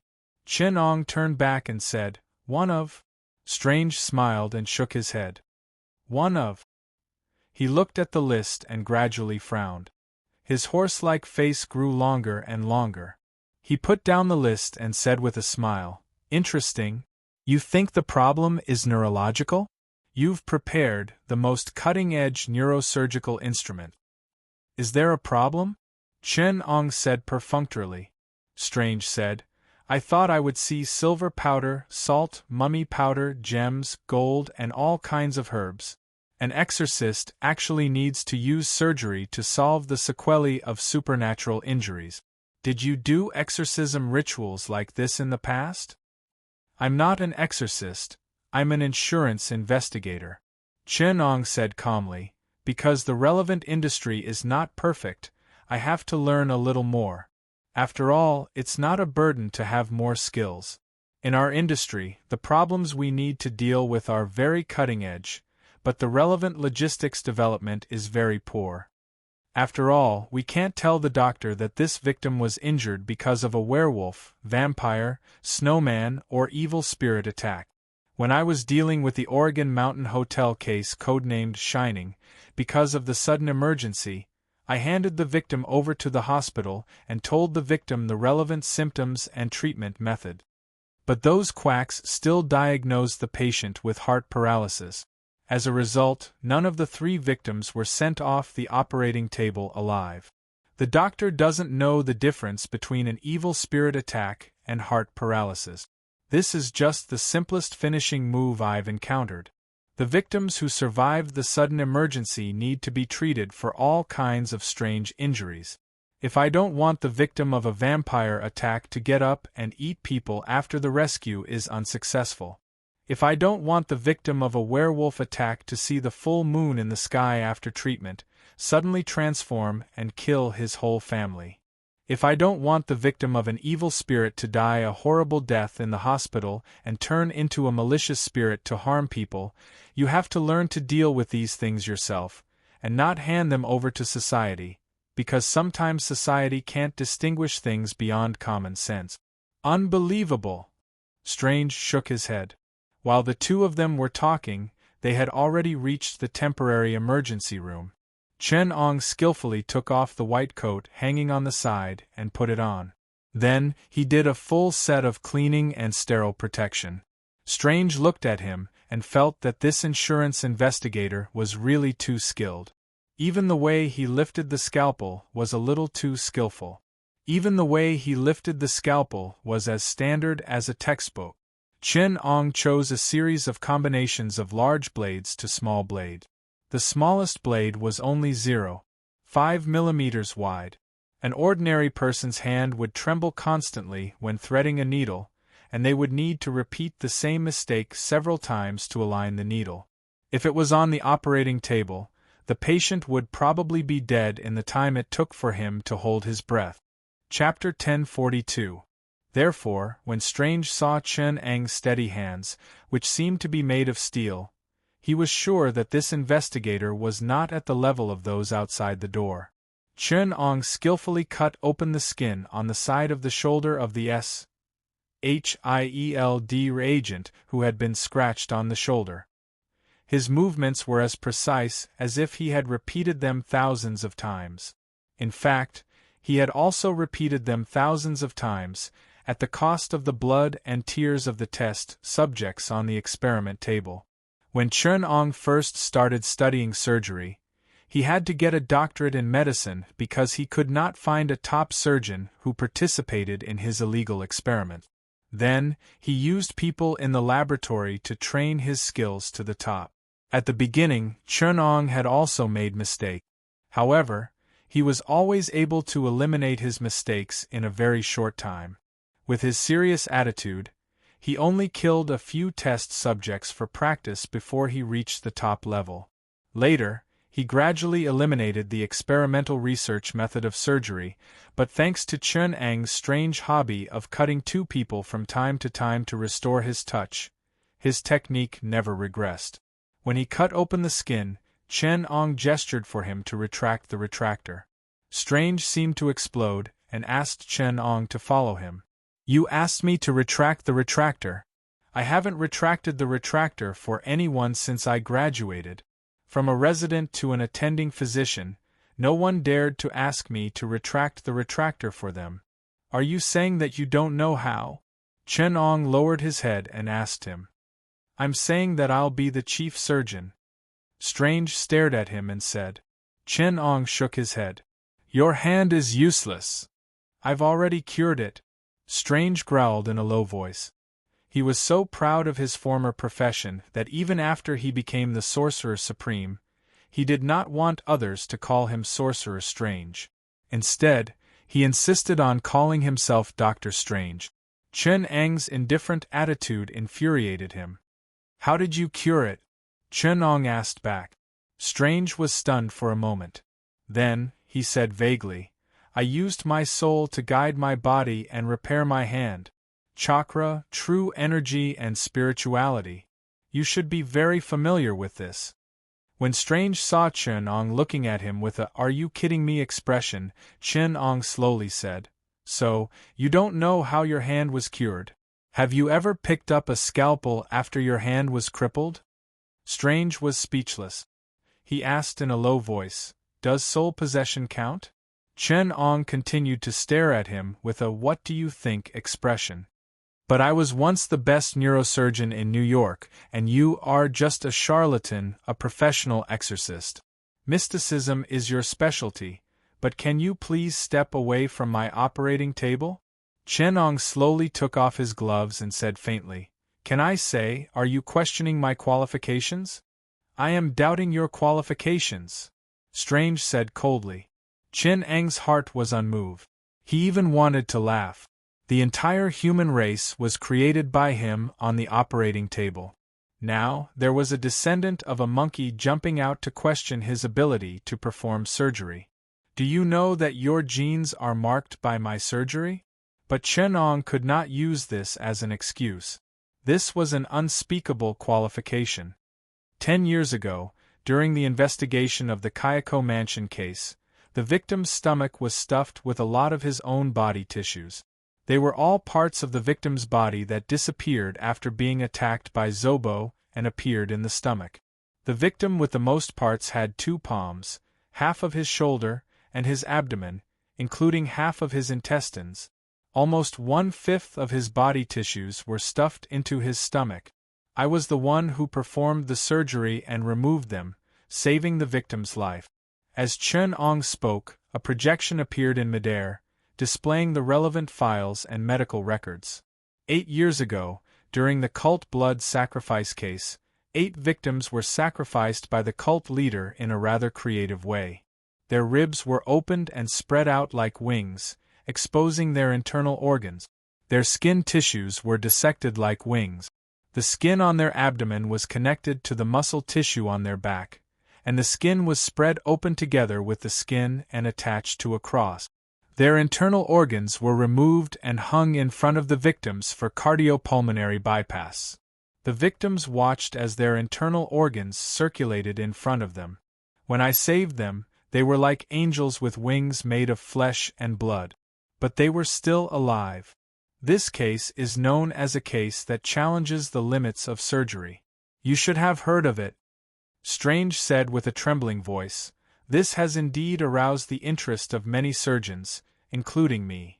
You all think that the cult leader is a criminal with extremely high surgical standards, and even think that he has challenged the limits of human physiology. But have you ever thought, if he has reached the limits, then what about the person who saved the victims and performed the recovery surgery?" Strange's face paled. "Impossible, no one can be successfully rescued in that kind of situation." With a light tap from Chen Ang, the information of these people appeared in the projection. Even their surviving photos were very detailed. In the information, these people lived like normal people, and to this day they were living ordinary lives in a small rural town in the United States. It was me. I created several surgical techniques, and under simple and crude conditions, I completed the difficult surgery of organ recovery, rib repair, and muscle and skin replantation. Strange stared at the surgical records and treatment, his face pale. Chen Ong continued to attack him. Have you ever seen a case where hair strands grew into the whole body after a hair transplant, including blood vessels, nerves, and internal organs? The Southeast Asian ghost case. I saved the victim. I spent 3 days to remove all the hair from her body. Have you ever seen a case where a person suffered extensive burns, contusions, and nerve damage while they were asleep? There were also cases where they were close to brain death due to stress. The injuries suffered by each victim were different. The only similarity was that the nerves were highly damaged. The Elm Street Freddy case. I cured the victim. The 6 survivors are now able to live normal lives. Have you ever seen a patient who, after being burned for more than 10 years, didn't die because of their strong spirit, and was on the brink of death? The Silent Hill case. After the victim, Elisa, was rescued, I performed a skin graft surgery on her. The Boeing 777 parasite case at JFK International Airport. I created the electroshock anesthesia to anesthetize the parasites, and the craniotomy to remove the parasites from the brain. The Southeast Asian voodoo case. I was the one who performed the surgery to remove the parasites. The Shaolin Temple's Shi Yongda's family's pure yang internal energy went awry and turned into stiff corpses. I was the one who repaired their spinal nerve. Have you ever heard of Fugang disease? Back then, the Japanese government asked me to study the demi-humans. I also provided the Federation with a psychiatric analysis report. Have you heard of Hannibal? His status in the Federation's psychological medicine is no lower than yours. I discussed psychoanalysis with him, and in the end, he was sent to a mental hospital. Listening to this glorious resume, Strange could not bring himself to object at all. Only an expert would know that this series of creative and difficult surgeries surpassed at least 30 years of human medical science. In the field of surgery, when Strange was still worshipping the originality of a method to repair nerves, Chen Ong had completed a series of surgeries that could be said to be unprecedentedly difficult. It was groundbreaking. Even the most trivial surgical step was epical and could be written in a lancet. If it was not for his pride as the supreme sorcerer, Strange would have knelt down in front of him. This was not self-abasement, but the truth of Mabai's surgical field. Chen Ong picked up the scalpel with satisfaction and ordered, "Retract the retractor." Strange obediently pulled open the muscle tissue and properly exposed the surgical field. Chen Ong looked at the spinal nerve in his field of vision. The black fungus wrapped around the nerve like a black thread. When Strange noticed this, he sucked in a cold breath. The fungus was like a living thing. It was parasitic on the nerve, and it was still constantly moving towards the brain. One could imagine the potential risks involved in this. An agent from SHIELD had already informed Jimmy Woo, who was waiting outside, about this. Those who knew were all shocked. Chapter 1043. Chen Eng's adjusted surgical posture could be said to be one of the best. Strange only realized that he did not notice when Chen Ong adjusted the patient's surgical posture, but the surgical field of view of the patient's brachial plexus could be clearly seen through the retractor's surgical field of view. The ivory-white nerves were as thin as silver threads and as thick as tendons. They were surrounded by a membrane-like sheath. The black fungus was linear and had already grown into the membrane-like sheath. The black fungus was entangled with the nerve. It was parasitic on the nerves, and the spreading black veins on the ivory-white nerves were exceptionally conspicuous. It was even slowly wriggling, which made Strange's scalp tingle. The brachial plexus was composed of the anterior branches of the 5th to 8th cervical nerves and most of the anterior branches of the 1st thoracic nerve. It penetrated through the space between the scalenus muscles, ran behind the subclavian artery, and entered the armpit through the back of the clavicle. The fibers from the 5 roots of the brachial plexus were first synthesized into the upper, middle, and lower trunk. The branches of the 3 trunks surrounded the axillary artery to form the medial, lateral, and posterior bundles. The branches of the posterior bundles were mainly distributed to the upper limbs and some superficial thoracic and dorsal muscles. However, the fungus that infected the wound had taken root in the medial, lateral, and posterior bundles. On one side, it spread from the 3 trunks to the brain, and on the other side, it spread to the thoracic and dorsal nerves, long thoracic nerves, axillary nerves, musculocutaneous nerves, median nerves, radial nerves, and ulnar nerve. The main nerve roots had been infected. The thinnest part of the fungal infection had already spread to the nerve branches of the upper thoracic, dorsal, and deep cervical muscles. If the fungus infected the nerve endings, the consequences would be unimaginable. The patient's entire upper limbs would be controlled by the parasite. However, there was no time to care about the upper limbs nerve. The most complicated part of the brain was the cistern region, which was located at the bottom of the brain. It was a complex area where the cerebrum, brainstem, and cerebellum intersected. The neural activity here was complex and precise. It was the most important and fatal area of the human body. It could be said that although surgery on the cerebral cortex and lobes was important, even if the surgery failed or some brain tissue was accidentally removed, it would not matter much. The patient would not die immediately. At most, he would have some sequelae such as daze, low intelligence, and slow reaction time. In the worst-case scenario, he would become a vegetable. It would also give the attending physician a long time to clear his name. There was enough time and reason for the doctor to use all kinds of excuses to shirk responsibility. Therefore, this part of the brain had been used for various important medical breakthroughs, such as the infamous lobotomy surgery of the last century. Didn't mental patients who had most of their frontal lobes removed still live very healthy lives? Moreover, it was quiet and docile like a small animal, so much so that this surgery was hailed as the dawn of curing mental illness. This sensational result lasted until people discovered that the reason why the mental patients no longer acted up was because they had lost the ability to act up. It was because they had become semi-vegetative. The most essential ability that distinguishes humans from other animals, thinking, had been stripped away. When the mechanism of the treatment was discovered, the surgery was declared illegal.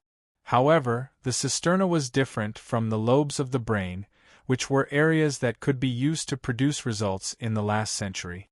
Before the invention of neurosurgery microscopy, the cisterna was known as a forbidden area. The mortality rate of surgeries performed there was basically equivalent to terminal illness. It was also because neurosurgery microscopy broke through the forbidden area of the cisterna that it was qualified to be called the crown of surgery. As a former neurosurgeon who was proud of his profession and had dedicated his life to it, Strange knew that his hands were crippled by a car accident and he had no choice but to switch to a magic profession. Of course, he knew how tricky this position was. Judging from the danger of the fungus parasitizing the nerves, once it spread to the cisterna, with the concentration of nerves there, it was basically impossible to save it. He had to remind Chernong, "We have to stop it from spreading to the cisterna. Once it reaches the cerebellomedullary cisterna and the anterior cisterna, it can infect the brainstem and cerebral plexus, and spread down to the spine. If the infection reaches that level, it's basically hopeless." Chernong, however, calmly observed the fungal silk and said, "It's fine." Strange said anxiously, "We have to hurry. You still have the mood to say it's fine now?" Chernong replied unhurriedly, "It's really fine. The fungus has not developed a nerve plexus. It is still a simple nervous structure. It can be seen that it has parasitized the human nerves, allowing it to imitate the human nervous structure, but it has not continued to develop. It's really something to be thankful for. This time it's fine. Strange watched the fungus continue to spread on the nerves, feeling very anxious. But out of confidence in his profession, he had to voice his doubts. I think the situation is very bad. Once the fungus infects the brain, we can declare the patient dead. Young man, stay calm. The situation is not as bad as you think, Chen Ong said unhurriedly and calmly. Strange was so anxious that he jumped. Isn't this the worst? We are sitting back and watching the worst develop. What could be worse than this? In my career as a surgeon, this is the easiest. Chen Ong sighed. There are many more unlucky than this. For example, finding the nerve plexus on the infected fungus proves that the fungus is not only capable of simple nervous reactions, but can think and carry out complex neural activities. That would be a more difficult situation. It will react to your actions in a more complicated way. Strange understood Chen Ang's words, and it was precisely because he understood that he felt fear. Once the fungus could carry out complex neural activities, it would be smarter than a parasite in the brain in the best-case scenario. And they did not understand this fungal parasite at all, did not know how it would react to external stimuli, and did not know how the relevant drugs would stimulate it. Strange could not help but break out in a cold sweat. This is really a worse situation. That's nothing. Chen Ong sneered. Don't forget, these fungus came from a highly intelligent alien race. Before the operation, I had already prepared for it to develop a complex nervous system. The better ones would have the intelligence of a dog, and the worse ones would have the intelligence of a 6-year-old dolphin. Think about it, if the fungus parasitizing the nerves had the thinking ability of a 6-year-old, Strange shuddered. That would be an impossible operation. Surgery was an extremely delicate and precise work, and doctors hated variables the most. A 6-year-old parasitizing the patient's nerves was no longer a variable, it was a disaster. Chapter 1044. Strange asked as he helped with the retractor. I can't imagine a situation more complicated than this. In the Southeast Asian ghost case, the victim's situation was even more complicated. Chen Ong revealed a slightly frightened expression. By the time I found the victim, it was already too late. She had been transplanted with a vengeful ghost's body, and her hair was parasitized by the vengeful ghost. The victim felt that her scalp was getting itchier by the day, and in the end, she couldn't stand the itchiness anymore. She scratched her scalp with all her might. She scratched until she was covered in blood, and her flesh was torn. Later, she found that there was a faint trace of hair underneath the wound, so she used a pair of scissors to peel her scalp open, and there was hair growing in her flesh. She found that the blood vessels under her arm were turning black, so she used a pair of scissors to cut it open, and it was hair again. After that, she went crazy. The local police station found that she was severely self-harming, and sent her to a mental hospital. A reputable local psychiatrist contacted me. When I arrived, there was hair growing all over her body tissues. She was tied to the bed, and her eyes were wide open. When I saw her, her eyeballs were also growing hair. She was better off dead than alive. Chen Ong raised his head and smiled. Luckily, she bought our insurance. Later, I found out that her situation was indeed troublesome. The most troublesome thing was that there was a hairy ghost parasitized in her hair. That hairy ghost had killed at least 13 people. Its resentment and spiritual energy were very strong, and it had a high IQ. It even knew how to scare me. The difficulty of the surgery was very high. An ordinary doctor would probably be pulled into her stomach by the dense head technique right after he performed the laparotomy. One of my assistants had his hand grabbed by the hair and was pulled into his abdomen. He was so scared that he dropped the retractor and struggled with all his might. I helped him cut off the hair that was tangled in his hand, and he ran away without looking back. After the surgery, I went to find him again, and helped him remove the hair that had entered his body through the wound on his right hand. If he hadn't run away, I could have helped him deal with it. If he ran away, I can't just leave the patient who just had a laparotomy to go and catch him, right? Chenong joked. Strange knew that surgeries were very boring. Usually, doctors would chat with patients in the operating theater. They did not like to chat with patients. Doctors who valued authority more, or patients who could not speak under general anesthesia, would chat with nurses or assistants. It was also very common for them to talk about surgical cases. The profession of a doctor was busy and boring. Aside from those old jokes, they could only talk about surgical cases. Strange liked to chat with his assistants and talk about strange cases when he was bored during surgeries. But when they talked about such strange cases that were a mixture of horror, suspense, mystery, and professionalism, he could not help but concentrate on learning from them, whether it was his experience as a doctor in surgery or his experience as a sorcerer in exorcism. This was the first time he had experienced such a peculiar exchange that was a mixture of academic exchange and sensory stimulation. In such a situation, the first thing to do is to destroy the parasite's consciousness. But you must also note that in the later stages of parasitism, when the victim no longer has the ability to survive, their lives are actually maintained by the parasite. So, first of all, you must think of a way to take over the victim's life. Then, when the parasite can't react in time, you must seal or paralyze its consciousness at lightning speed. But be careful not to kill the parasite. Then, you must establish a cycle to maintain the victim's life. Bit by bit, you must remove the parasite's consciousness and repair the victim's body. In such a situation, it is usually very difficult for the victim to recover. At this time, we must perform some small modifications on them to ensure their survival. As Chen-Ong spoke, he had already peeled off the parasite's black thread from the membrane sheath. His technique was clean and neat, and in Strange's eyes, it was incomparably beautiful. Chen-Ong used an extremely fine needle to absorb a little of the silver solution and explained, "The silver solution that has been blessed by the holy light will not stimulate the nerves." Then, he injected the silver solution into the sheath and focused his mind, controlling the silver solution to cover the nerve.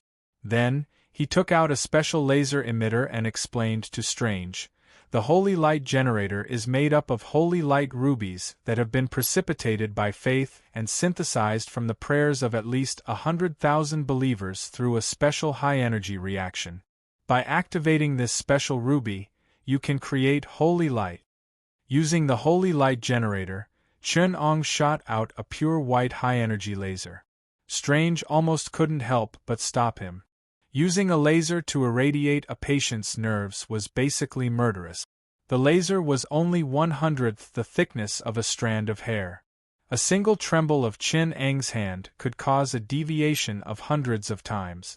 Strange observed carefully, asking from time to time, "Is the silver solution used to protect the nerves?" Although the holy light is of a very high energy level, it only causes serious damage to special energy. It is completely harmless to the human body, and even beneficial.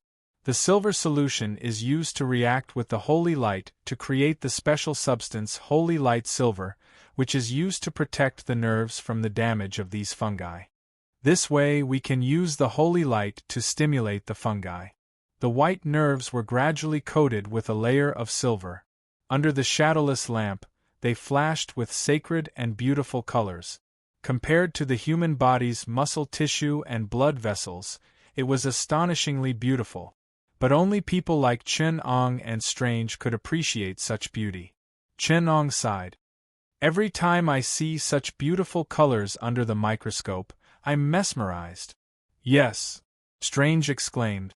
"It's so beautiful, it's hard to imagine. Is the holy silver really harmless to the human body?" Chen-Ong casually explained, "The holy silver surgery is a simplified version of the holy silver warriors of the Vatican. The Vatican has been entangled with the dark creatures for thousands of years. The warriors they train to hunt down the most dangerous blood breeds, werewolves and dark wizards are called holy silver. Do you know how the holy silver warriors are trained? Strange pondered for a moment and said, I've heard of it, but this is an absolute secret of the Vatican, so even Kamartaj doesn't know. There's no need to keep it a secret anymore. The old method has been eliminated. Chen Ong shook his head and smiled. Through prayers and secret methods, the Vatican turns silver into a mercury-like silver solution called holy silver. Holy silver warriors are people who can inject holy silver into their blood vessels and replace the blood in their body without dying. The mortality rate of this kind of holy silver warrior is shocking. First inject a little holy silver, and if there's no serious rejection reaction, then proceed to the next step. Continuously increase the amount of injection, and finally, all the blood in the body is silverized, turning into a holy silver warrior. Chen Ong scolded. How stupid! Strange couldn't help but scold the Vatican as well. This is really a method that only idiots with silver stuffed in their brains can come up with. So when the Vatican asked me to improve the Holy Silver Warrior's transformation method, I immediately discovered that this material must be extremely compatible with the human body in order to allow the warriors who use this brainless transformation method to survive. Later, I improved the production process of holy silver, created a new holy silver solution, invented the holy silver surgery, and invented the holy light generator. Chen Ong said proudly, I turned the holy silver into a material that is highly compatible with the human body and can even coexist with living creatures. The current holy silver plating nerve surgery is a simplified version of the new holy silver warrior's surgery. The new Holy Silver Warrior's blood vessels are silverized, and the blood cells and Holy Silver combine, showing a beautiful silver color. They are called Silver Blood Warriors. The combat ability of Silver Blood Warriors is far stronger than the old Holy Silver Warriors, but the mortality rate is close to zero. So far, there hasn't been a single case of transformation failure. Because of the rapid decrease in the mortality rate, the quality of the new Holy Silver Warriors is far inferior to the old Holy Silver Warriors who had gone through hundreds of battles, struggled to survive on the verge of death, and even survived the cruel transformation. But I developed further on the original Holy Silver transformation, creating the nerve plating technique and the bone marrow silver technique. I developed the Silver Blood Warriors, blood vessel and blood cell silver surgery, the Divine Warriors, nerve modification silver surgery, and the Holy Blood Warriors who strengthen both at the same time, blood cell and nerve cell double modification, and finally the half-angel, stem cell silver transformation. Now in Europe, the dark creatures have been utterly defeated by the Vatican's new Holy Silver Warriors, and I have been honored as the Great Red Sage by the Vatican. Chen Ong recounted his past glory. Why haven't I heard of this? Strange said in shock. Chen Ong said nonchalantly, This title has long been removed, after I created the lifeblood surgery for the vampires. Although the two were talking about these secrets that ordinary people would not hear, their minds were still focused on the surgery, and Chen Ang's hands did not even tremble.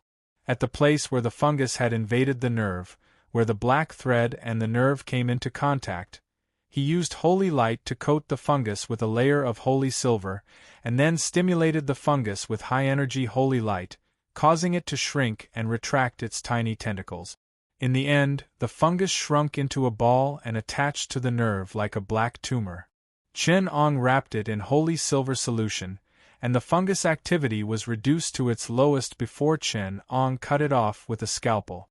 Putting the silver tumor in a container next to him, Chen Ong asked Strange to suture it while he took off his gloves and said to Jimmy Woo, Prepare a lab for me, I want to study the nature of this fungus.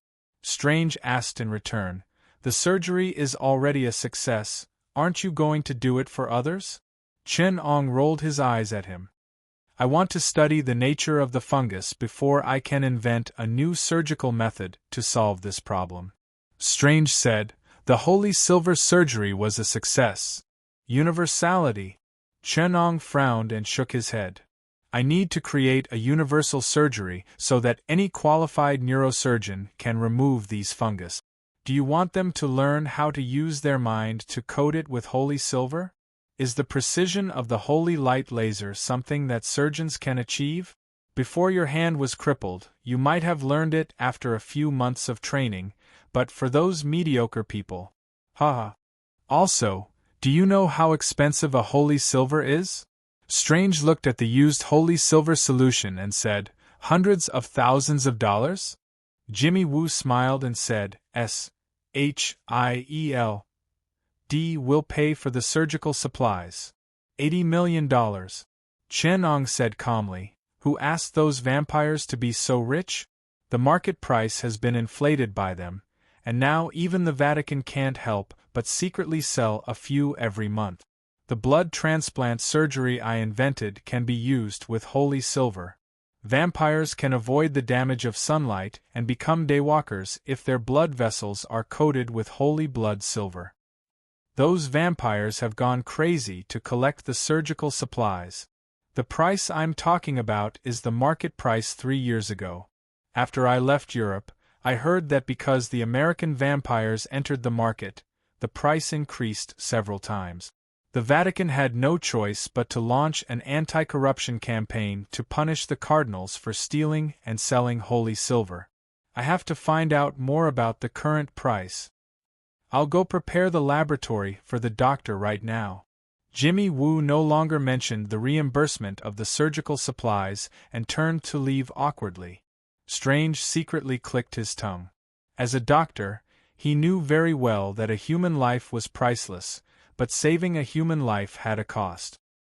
His subordinates had also encountered patients who could not afford the medical fees and could only wait for death.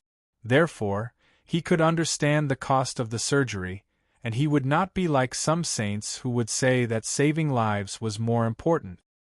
He also understood that Chen Ong, who could perform unprecedented complicated surgery, was terrifying, but to be able to simplify the surgery and make it a standard surgery that every surgeon could complete was even greater. The person who solved difficult problems was powerful, but the person who set the standard was even greater. Chapter 1045. Hemostatic Forceps. Chen Ong ordered the assistant next to him as he immersed himself in the surgery.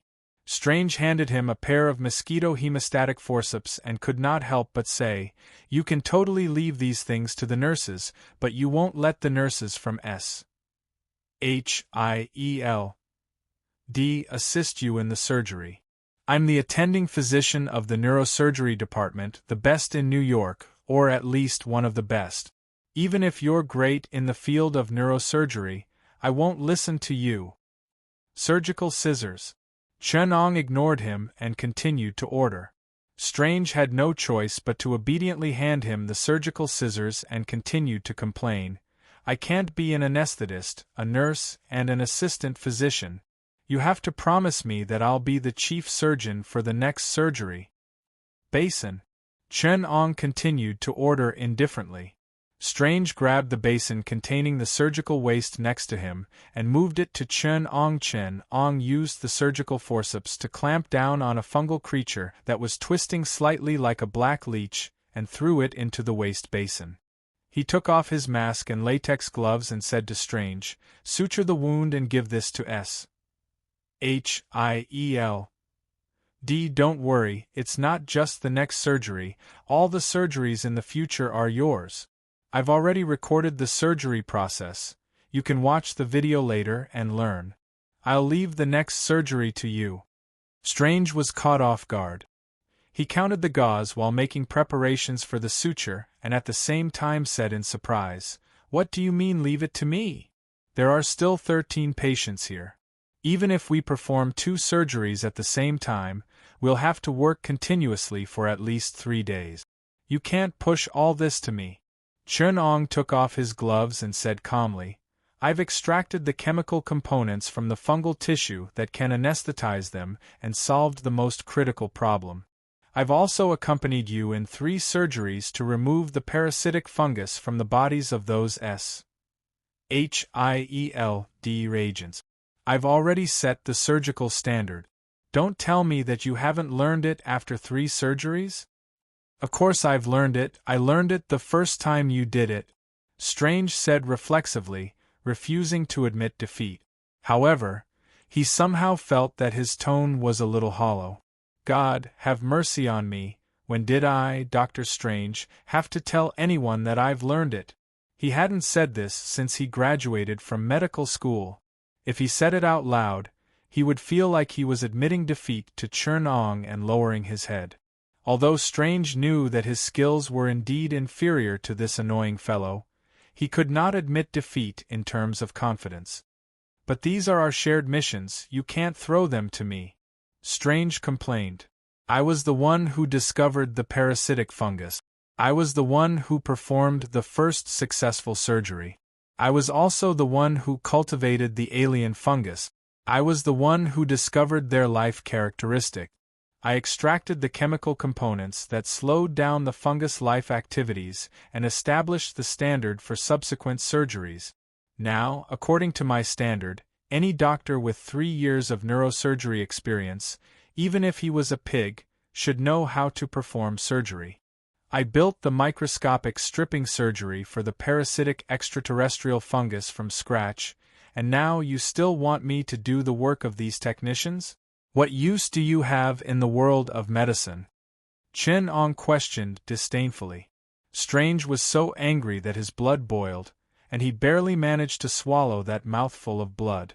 In the field of neurosurgery, skills and qualifications were the most important. His qualifications and skills were crushed by Chen-Ong, so naturally, he could not speak loudly in front of Chen-Ong. Only one sentence was still surging in his stomach. F***ck the technicians. F***ck the technicians. Also, Chen-Ong packed his things and was about to turn around and leave the operating room. In the end, he said, I'm not a dog raised by S. Child. I stayed to study a way to treat them out of my humanitarian duty as half a doctor, and also out of my duty as an insurance investigator to deal with the aftermath.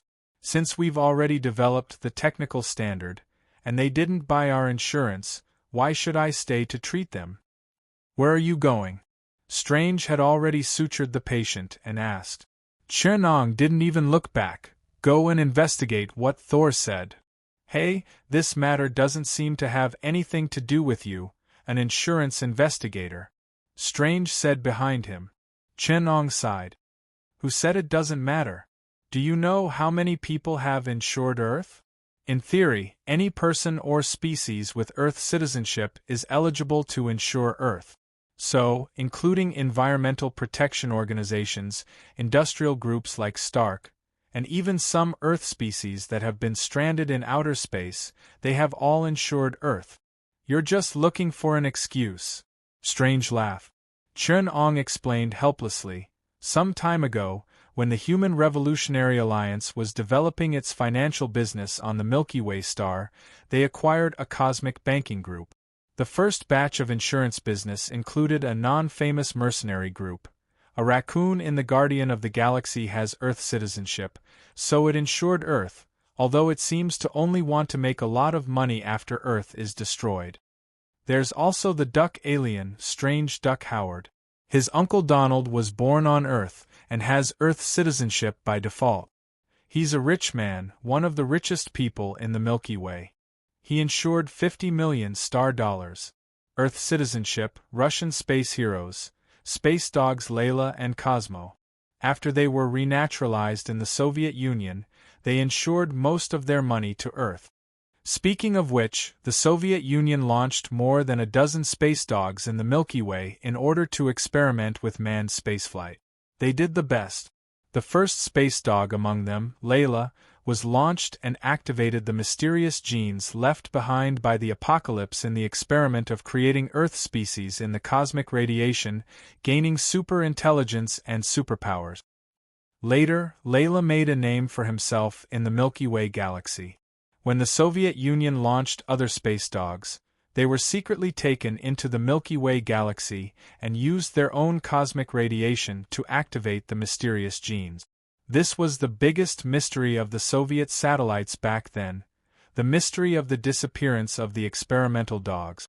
In order to solve this mystery, the Soviets carried a few dogs in most of the satellites they launched one after another. As a result, it indirectly promoted the formation of the famous space scavenger mercenary group, Space Dogs. They are much more famous than those non-famous mercenary groups, such as the Guardians of the Galaxy. In the Milky Way galaxy, Earth is a classic example of humans being worse than dogs. Now, these space dogs have returned to their motherland, the Soviet Union, and joined the Black Star Troopers. The Soviets are considering forming a Black Star Troopers army that includes the Soviet war bears, war dogs, and giant squid, to reward other Earth species that have made great contributions to the Soviets.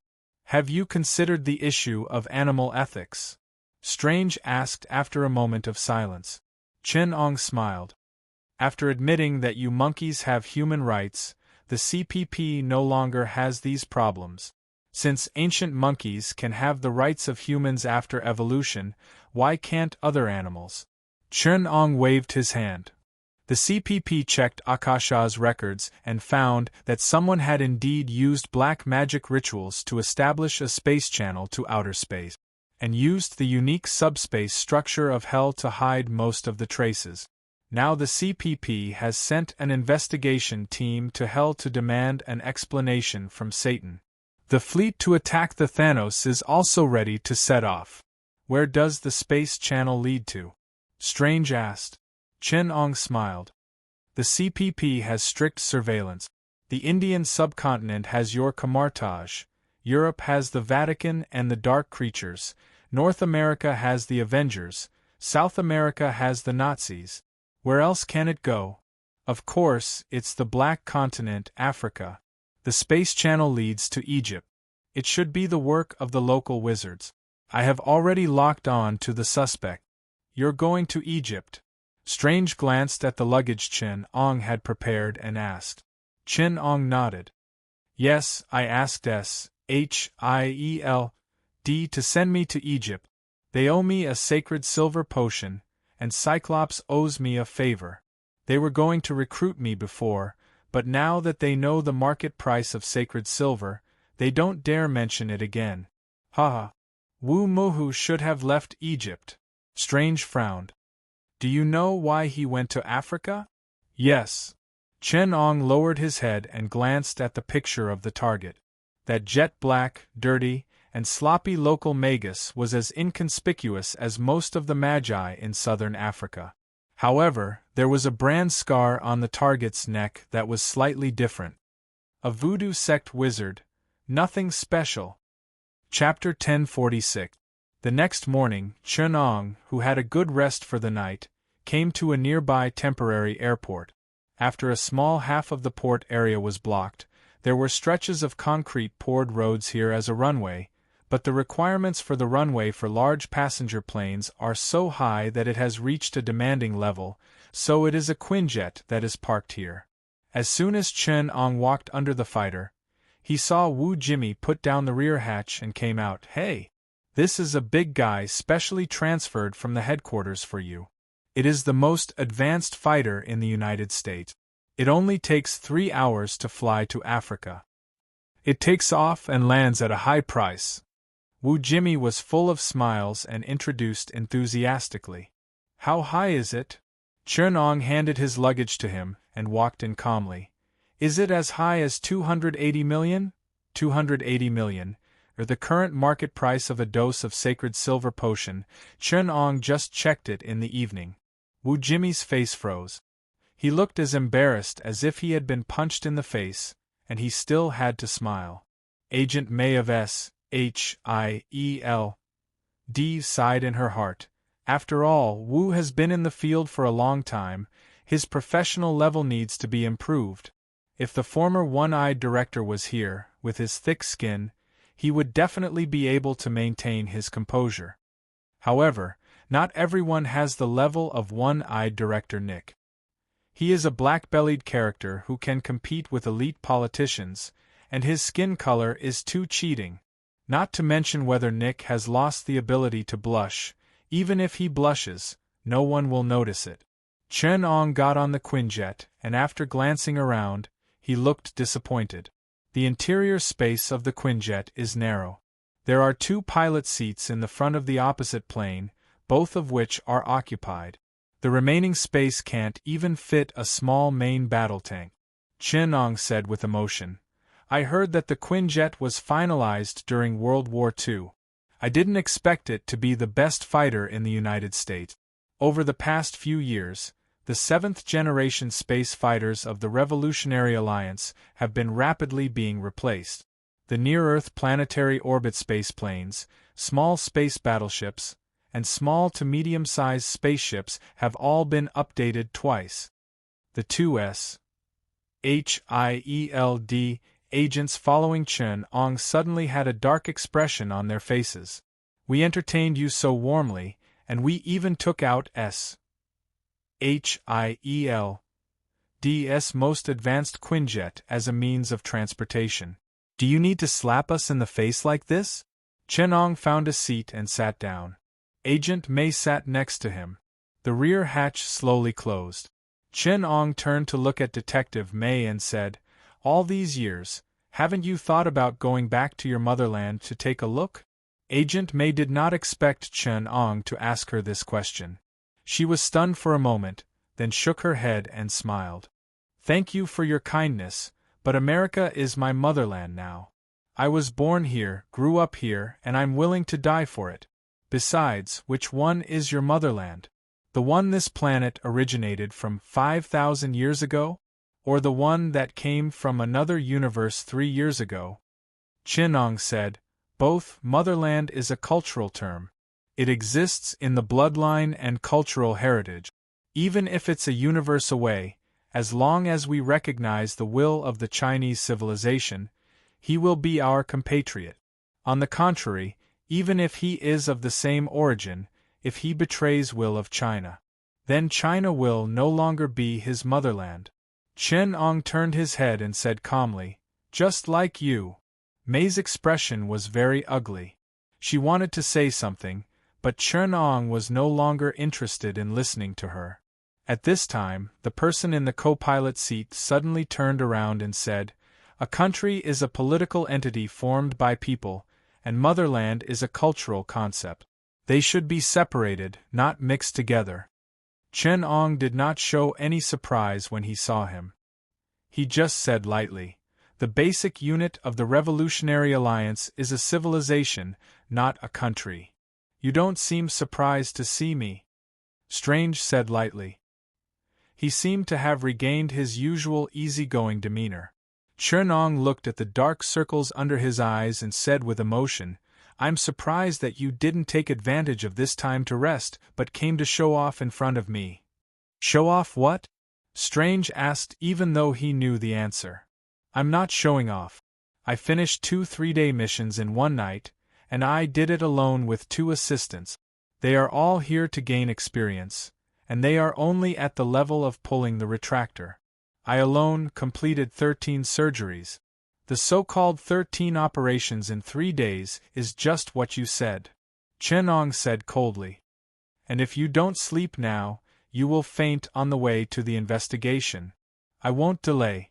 Once I get off the plane, I'll head straight to Cairo to investigate. If you start resting now, there's still—" Chen Ong raised his wrist and looked at his watch. "There's still 3 hours. I'm not sleepy," Strange said excitedly. "I once performed operations for 3 days and 3 nights in a row, and only rested for 2 hours before flying to London for a meeting. This bit of fatigue is a piece of cake for me. But at that time, you must not have learned spells, and you did not summon your parallel universe self." Chen Ong glanced at him. Strange appeared a little surprised that Chen Ong had guessed correctly, but he continued, "And you actually looked down on your parallel world self. That's what surprised me the most. You let your future self pull the retractor last night?" Chen Eng's entire body emanated an air of "I despise you," as he said to Strange, "just like what I asked you to do before? Tell me, why do you look down on yourself?" Strange was about to explode from Chen Ang's provocation. As soon as he opened his mouth, Chen Ong interrupted him. Wait, let me think first. Is it because you learned my spells and applied them to surgery? You learned the spell system from Kamartaj, so you used the spirit state to avoid the loss of surgical field of vision. Then what? Using the time gem to heal the wound? The time state of the retrogressive fungus? And then removing the retrogressive fungus just now? I thought you would be able to do better without gems. Chen Ong said lightly. Have you checked which parallel universe you could complete all the operations in one night without using the Eye of a Go-motor? Seeing that Strange did not answer, Chen Ong continued to mock him. Fortunately, at least you did not copy your own ideas. Otherwise, a person without his own ideas is really sad. Do you know what I was thinking when you said, we have to continue these operations for at least 3 days? Chen Ong asked as he leaned against the cabin and looked down at Strange. Strange clenched his teeth and squeezed out a word. What? I'm thinking. Chen Ong snorted a disdainful syllable. Heh. Strange felt that he had suffered the greatest humiliation of his life. His face was red, and his eyes were bloodshot because of exhaustion and anger. He stared at Chen Ong with bloodshot eyes. Chen Ong, on the other hand, was still calm. With the attitude of an examiner, he took out a book and opened it to read while he asked, So, these 13 surgeries have passed. Do you have anything to add to the standard surgical procedure that I created? Strange felt as if he had been shot by an arrow. He recalled the surgical procedure that Chen Ong had formulated. Because it was so perfect that it could not be changed, his face turned pale again.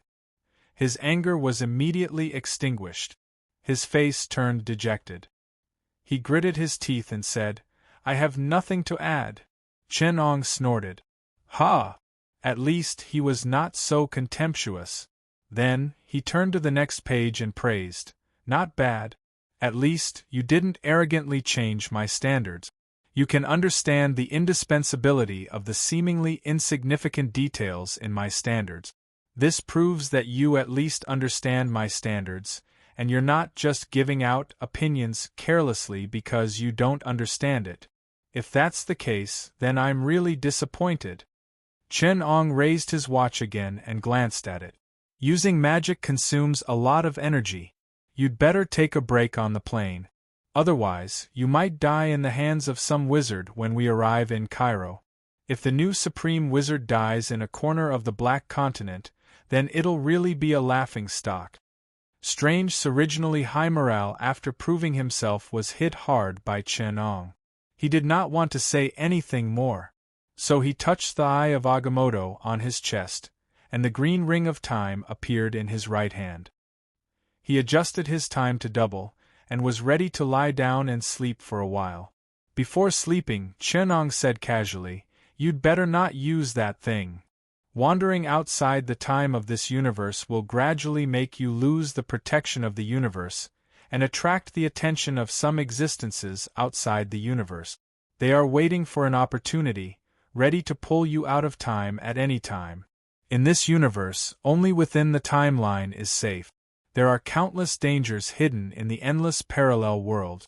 When those universes fall, you'd better make sure you don't get dragged down with them.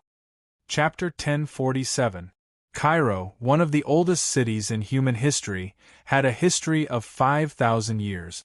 This was longer than the civilization history of most races in the world. The regular flooding of the Nile River created the ancient civilization of ancient Egypt, and also shaped the ancient city by the Nile River. The unique dry climate preserved the ancient ruins of the city. The messy roads and buildings in the city stood together with the pyramids outside the city. The old Egyptians had gone extinct, and the new masters of this ancient land were the Elamites, who held the Quran and prayed with their butts up. The Egyptian gods and the pyramids had become history. The culture of this city was broken. This ancient civilization and history had nothing to do with its new owner. Not every civilization was like the Chinese civilization, flourishing and passing on endlessly. Egypt outside the pyramid area was noisy, dirty, and backward. It was like a huge, chaotic, and disorderly construction site, with unfinished buildings everywhere. People here firmly believed that the continuous reproduction and prosperity of the family would constantly put forward new requirements for the family's living space, and Egypt's unique laws prevented most Egyptians from sealing the roof of their houses. They would add one or more floors after the next generation was born. In Egypt, building a house was always in the present tense. But it was such a Cairo that all the rich people in Africa wanted to settle down. The rich settled in the city of Nablus next to the airport, and the poor these dilapidated, unfinished buildings with questionable construction quality and design were not the places where the poorest people in Egypt lived. The real poor could only live in the City of the Dead, a place comparable to the Brazilian slums and Mumbai slums. This was the dirtiest and worst area in Egypt, a forbidden place, a shadow under the sun in Cairo, a microcosm of the darkest and most chaotic side of the city. The City of the Dead was not an exaggeration, but a real city that belonged to the dead. This was the cemetery of Cairo. Although modern Egyptians were Arabs, they were inevitably influenced by ancient Egyptian religion. Like the ancient Egyptians and the Chinese during the Western Han Dynasty, they had a tradition of treating the dead as if they were alive. They believed that the dead lived underground as if they were alive. That was why the ancient Egyptians created the pyramids. During the Han Dynasty, the Chinese buried all their daily necessities with them and built huge mausoleums. Modern Egyptians buried the dead in underground tombs, but built magnificent buildings above the tombs that looked like residences for the living. Wealthy families would hire gravekeepers to live in these buildings and keep watch for the dead, another custom very similar to that of ancient China. But no family would be prosperous forever, so uninvited vagrants would live in these buildings and mix with the gravekeepers. This was Carlo's City of the Dead. Strange stared at the mausoleum where the living and the dead lived together. Chenong asked him, "You've never been here before?" Strange shook his head. "I've attended an academic conference in Cairo before." "But stayed in a magnificent hotel?" Chenong asked in return. "In fact, even tourists won't come here. Although this is the real specialty of Cairo, it is more representative of culture than the pyramid. Think about it, a modern pyramid where the living and the dead live together, a mixture of religion and traditional culture, a chronic disease of the modern city, and a shadow under the bright light of the country. But just like how the slums are also a specialty of Rio, tourists would rather dance samba than set foot in them. After all, the gangs are not particular. This is also the abandoned part of the city. The rulers of the slums are the gangs," Strange said solemnly. "Then who is the ruler of this place?" "An even more dangerous existence," Chenong sighed. "Even the gangs are not willing to live in such an unlucky place. Apart from those who have nothing, who would want to live with the dead. The voodoo cult sees this place as filthy. Only the lunatics of the voodoo cult and the shamans are happy to live here. The voodoo cult has great influence in Africa. Even Egypt, a free country, has been infiltrated by the voodoo cult. This is the paradise of the voodoo cult. They believe that living on the edge of life and death allows them to communicate with the souls of the dead, making their magic even stronger. Moreover, there are rich treasures buried underground here." "You mean they also rob tombs?" Strange was surprised. "What else? Why would the rich hire tomb keepers?" Chenong explained. "The Kamartaj's knowledge is too old. Although there are very detailed records of magic and occult knowledge, they will not tell you that in modern Egypt, a new city of the dead that has quietly developed, there will not be records of the voodoo cult's movements in the new century. These secret rumors are engraved in the bloodline and shadow of the city's development. Only by getting close to this place can you understand them. The tomb keepers hired by the rich, in addition to driving away the poor who have nothing, are also responsible for guarding the remains of their loved ones and funerary objects in the catacombs. And the voodoo cult happens to have their eyes on the rich resources of the corpses here, as well as the rich funerary objects that can be used as magic items and casting materials. Gold, silver utensils, buried gems, and antiques. Walking on the empty streets, there was garbage on both sides that emitted a foul smell. The streets here were the same as other poor areas, with garbage everywhere and cats and dogs wandering around. But the streets here were more narrow and messy. There were no street signs, traffic police, or security police. The maze-like streets were empty. The tombs in the City of the Dead were built according to the style of residential houses. There were courtyards, walls, gates, houses, and tombs. Most of the houses only had 1 or 2 floors, appearing low. The walls beside the gates were engraved with the name of the tomb owner and the number of the tomb. Below the tomb were the coffins and bones. The street signs were not the names of the house owners and the house numbers, but the names of the tomb owners and the number of the tomb. There were about 1 million Egyptians living in the City of the Dead. Chen Ong stopped in front of a relatively luxurious tomb. The gaze that had been peeping at them from behind suddenly disappeared without a trace. The voodoo cult was a big shot here. Those who came looking for them, regardless of whether they were unlucky or not, were not people that these lowly gangs of the City of the Dead could disturb. Strange looked at the tomb in front of him, and hesitated for a moment before saying, "I'll wait for you outside." "So, you don't want to go in?" Chen Ong smiled faintly. "Then guard the door, don't let him run away." Chen Ong knocked on the door, and a voice with a West African tribal accent asked vigilantly in English, "Who is it?" "Master, someone introduced me to buy something from you," Chen Ong said in a low voice. The person inside was silent for a moment before they heard the sound of someone dawdling. The chair dragged on the ground, making a loud sound. The person moved closer to the door and said in a low voice, "Who introduced you here?" Chen Eng's hand went through the middle of the wooden door. He punched through about 3 centimeters of the thick wooden door and grabbed the man's collar. He pulled the man's head over and pressed it heavily against the door. Chen Ong whispered into the man's ear, "Death introduced us here. If you don't want to die, you'd better be a good boy and open the door. My gun is stuck to the door where your head is. If you want the bullet to go through the wooden door and through your head, 10, 9, 8, 7. I'll open it. I'll open it." The person panicked. "Don't shoot." Strange heard the door open with a click. He endured the discomfort and moved closer. He saw Chen Ong let go of the person's collar and slammed the door open. A skinny black man with all kinds of voodoo magic materials, bones, and magic tools taken from corpses fell to the ground and looked at the door in fear. Chen Ong walked in with a cold face and told Strange, "Come in and close the door." Strange could only obey the order. He walked in reluctantly and closed the door. The tomb was very dark under his feet, and the only light source was the hole that Chen Ong had pierced through the door. Chen Ong found a place and sat down, facing the voodoo wizard's face. He asked, 3 months ago, did someone ask you for help?" The wizard was very frightened, but his eyes still moved slightly, as if he was looking for his gun. He said, "Sir, there are many people who ask me for help every month. I don't know who it was."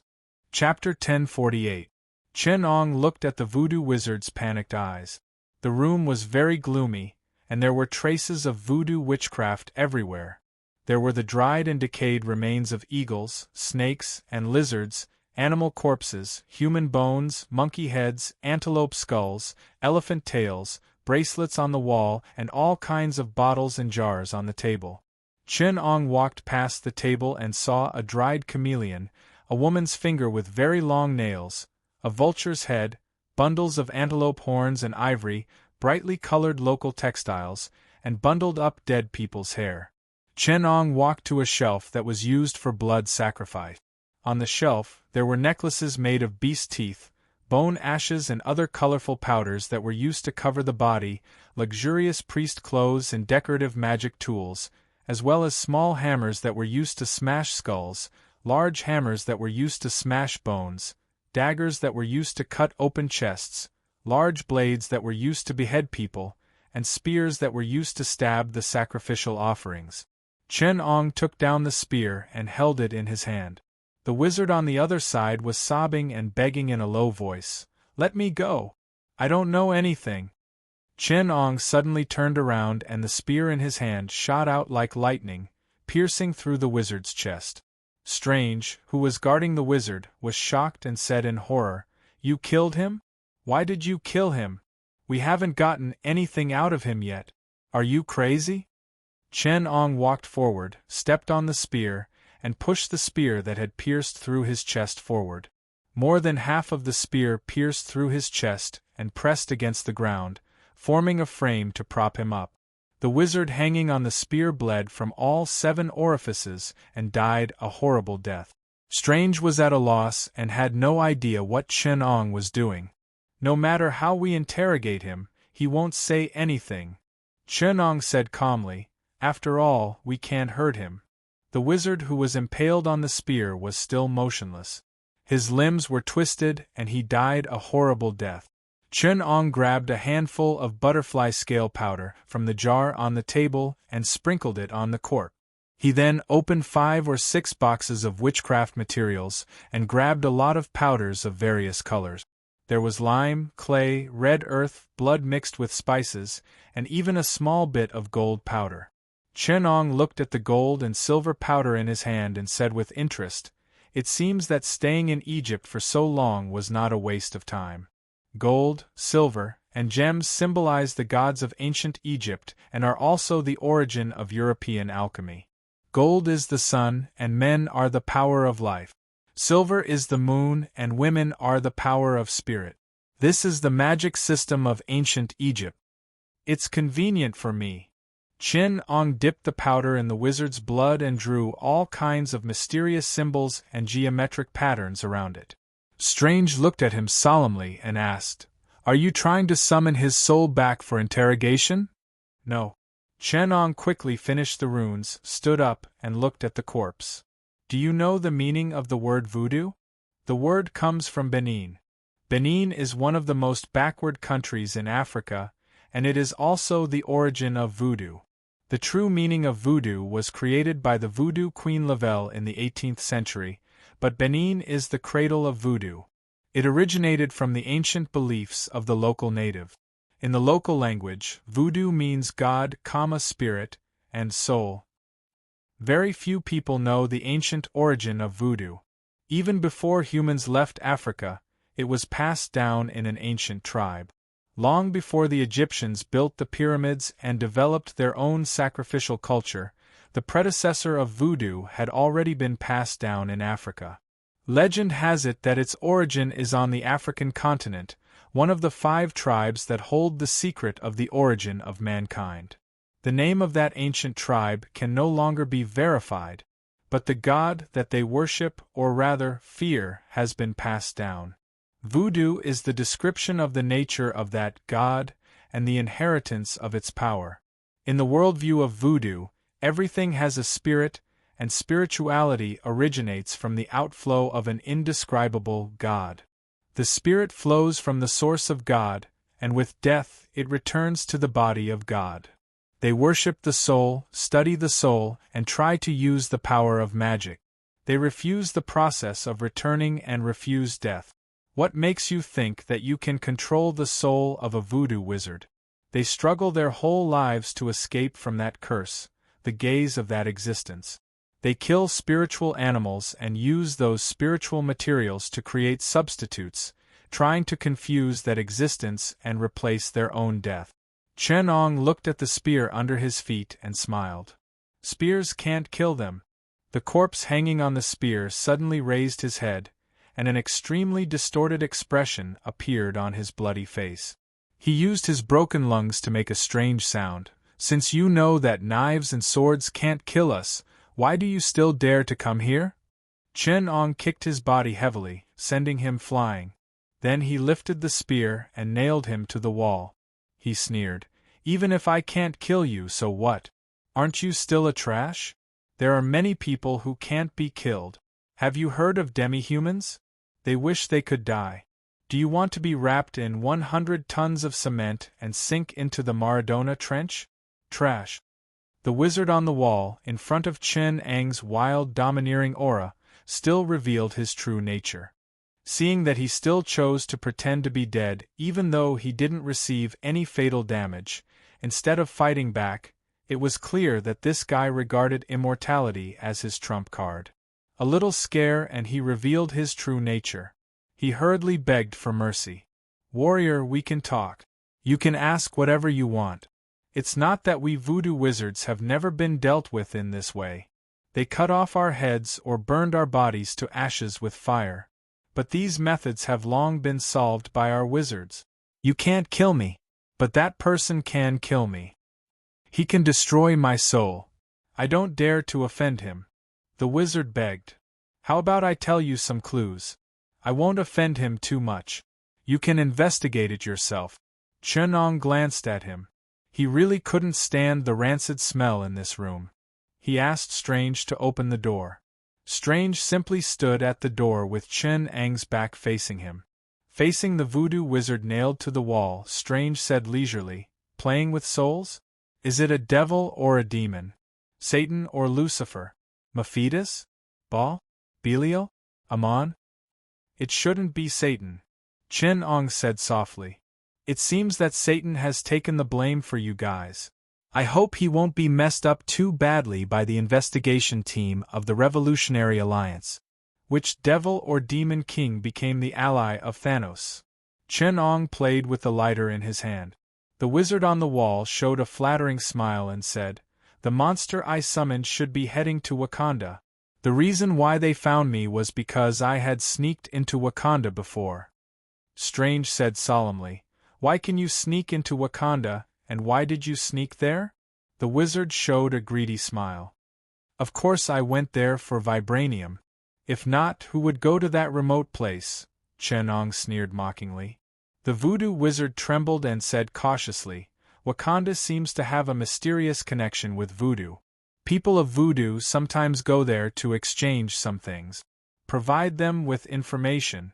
Once, the people of Wakanda came to our church in Fudu, hoping that we could provide them with some clues about the slave hunters who kidnapped slaves.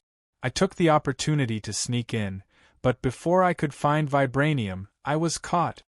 Chen Ong added calmly, "Wakanda is one of the other 4 ancient tribes that hold the secret of human origins. It's normal for them to have connections with voodoo. I think he knows who is working with Thanos." Strange tilted his head and looked at the wizard. "How can we get what we want from him? I can see it now. His soul isn't in his body. His body is just a puppet." "Didn't you notice what's missing from his body?" Chen Ong said. "His voodoo doll is not on him. In fact, he hid his soul in the doll, and then refined his body into a resurrected corpse. Even if he was fatally injured, even if we cut off his head, he would not be able to escape. He won't be hurt." Chen Ong grabbed the tail of the spear and shook it down. The spear trembled on the wizard's chest and rubbed against his ribs, making a cracking sound. "Then why is he so afraid that you will destroy his body?" Strange asked curiously.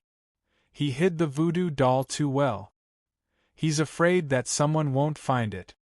Chen Ong said disdainfully, "After his soul is attached to the voodoo doll, he loses the ability to move and relies on controlling the resurrected corpse to move. If we destroy the resurrected corpse, he will be imprisoned in the doll and wait for someone to find him.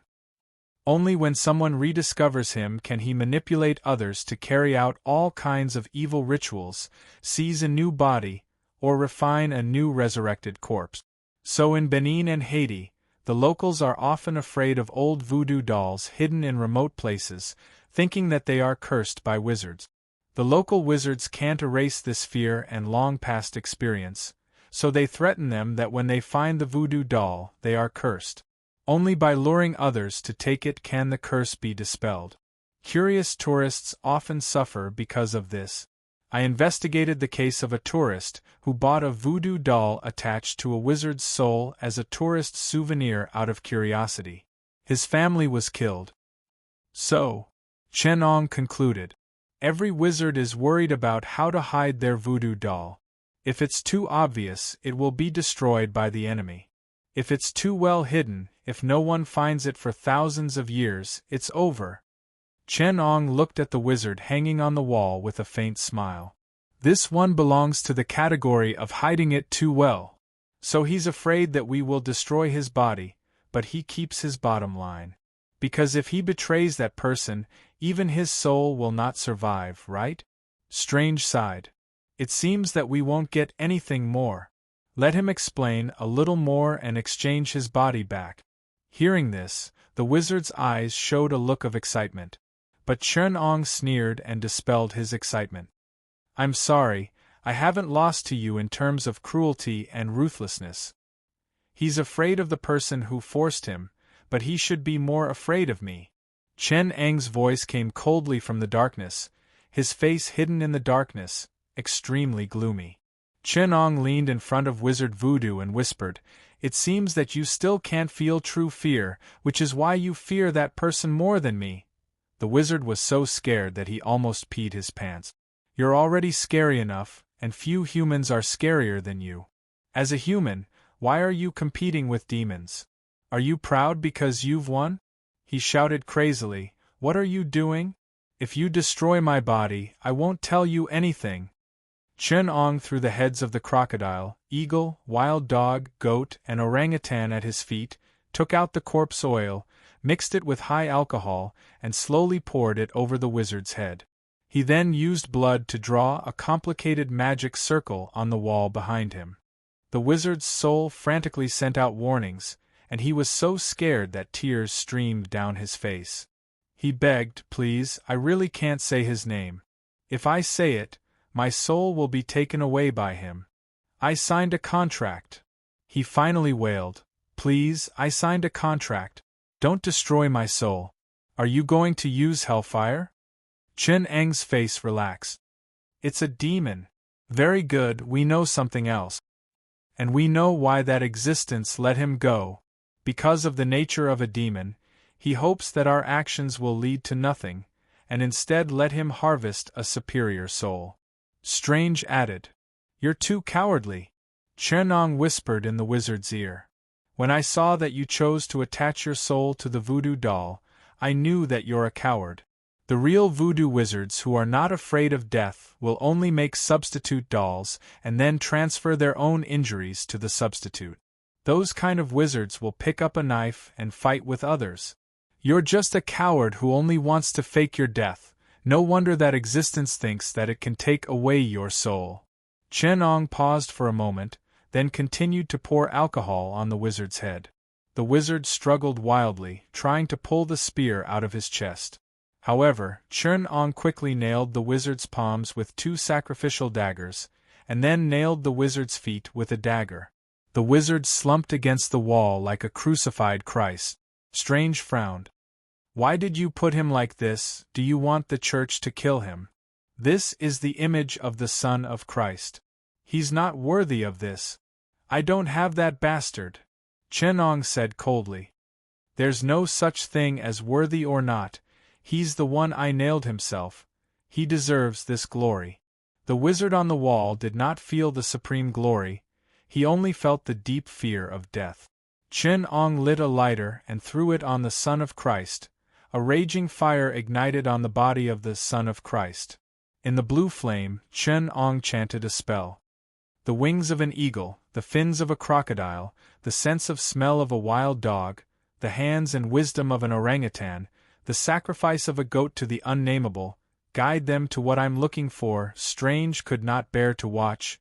He turned his head to avoid looking at the wizard's earth-shattering screams and struggles, but the flame only lit up for 3 seconds before it was extinguished. After a while, the wizard also stopped screaming and said excitedly, "I'm fine.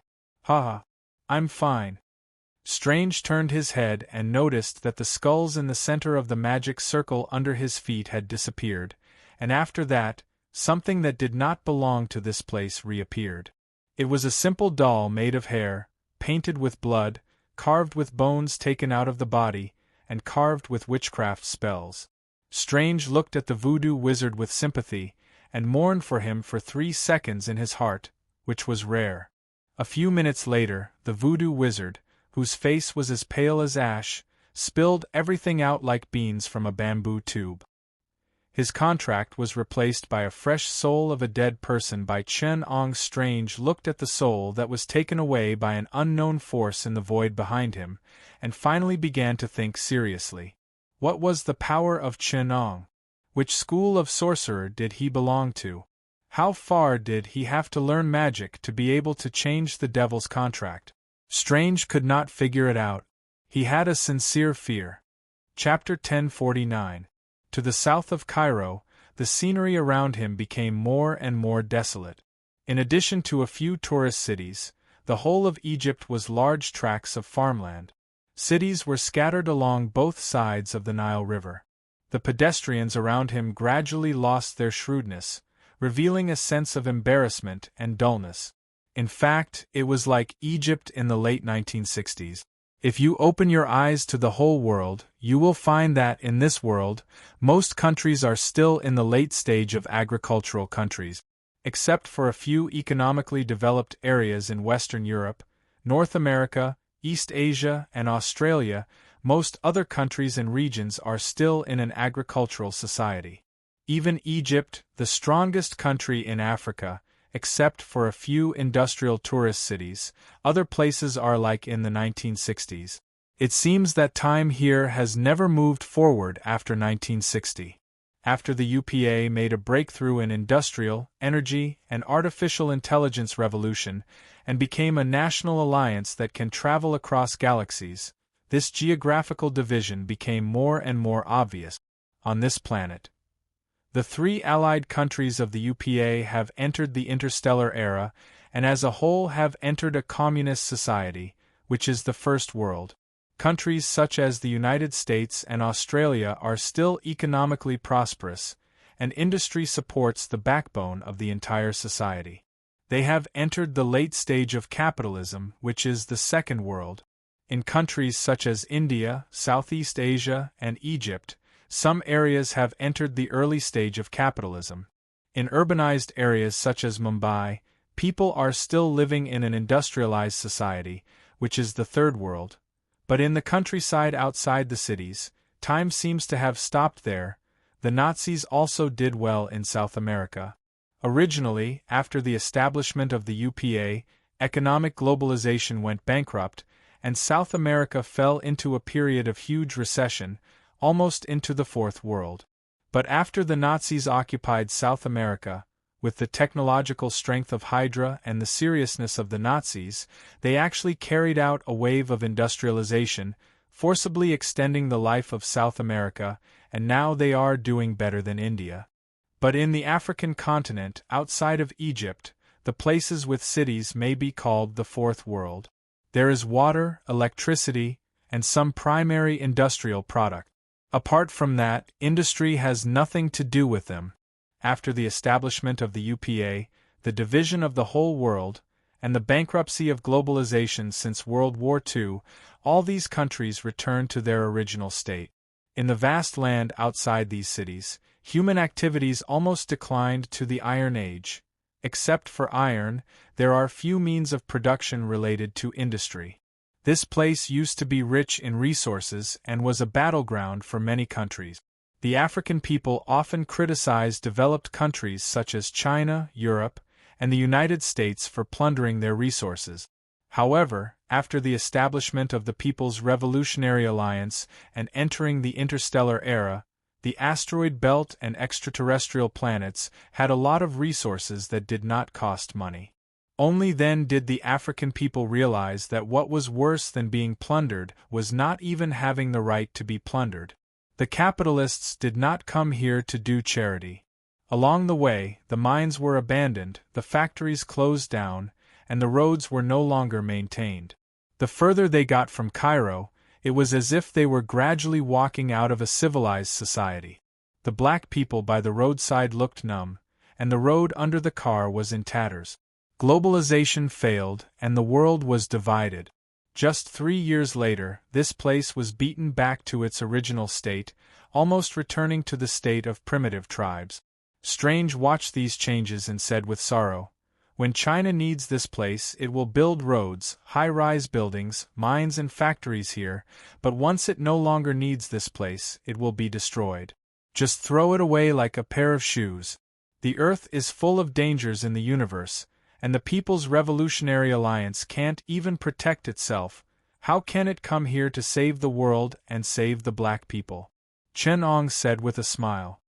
The People's Revolutionary Alliance closed its country and closed its relations with other countries, which is too harmful to the world's economic development. It is almost equivalent to the whole of Europe, half of Central Asia, and the whole of East Asia, a wide area across Asia and Europe, closed and independent, accounting for 2/3 of the world's industrialized countries.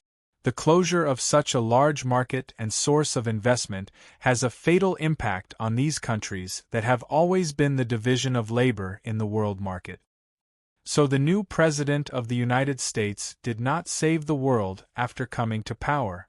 Chen Ong looked at Strange with a faint smile and said, "Instead, they pulled in India, Southeast Asia, Australia and Canada, formed their own small economic circle, returned to industrialization, and gave up other regions. The separation of the Third and Fourth Worlds is the result of the joint action of the People's Revolutionary Alliance and the Pacific and Indian Oceans Economic Alliances of the United States. The Earth is being divided into 4 dimensions, and the whole world is like the Earth in 4 different dimensions.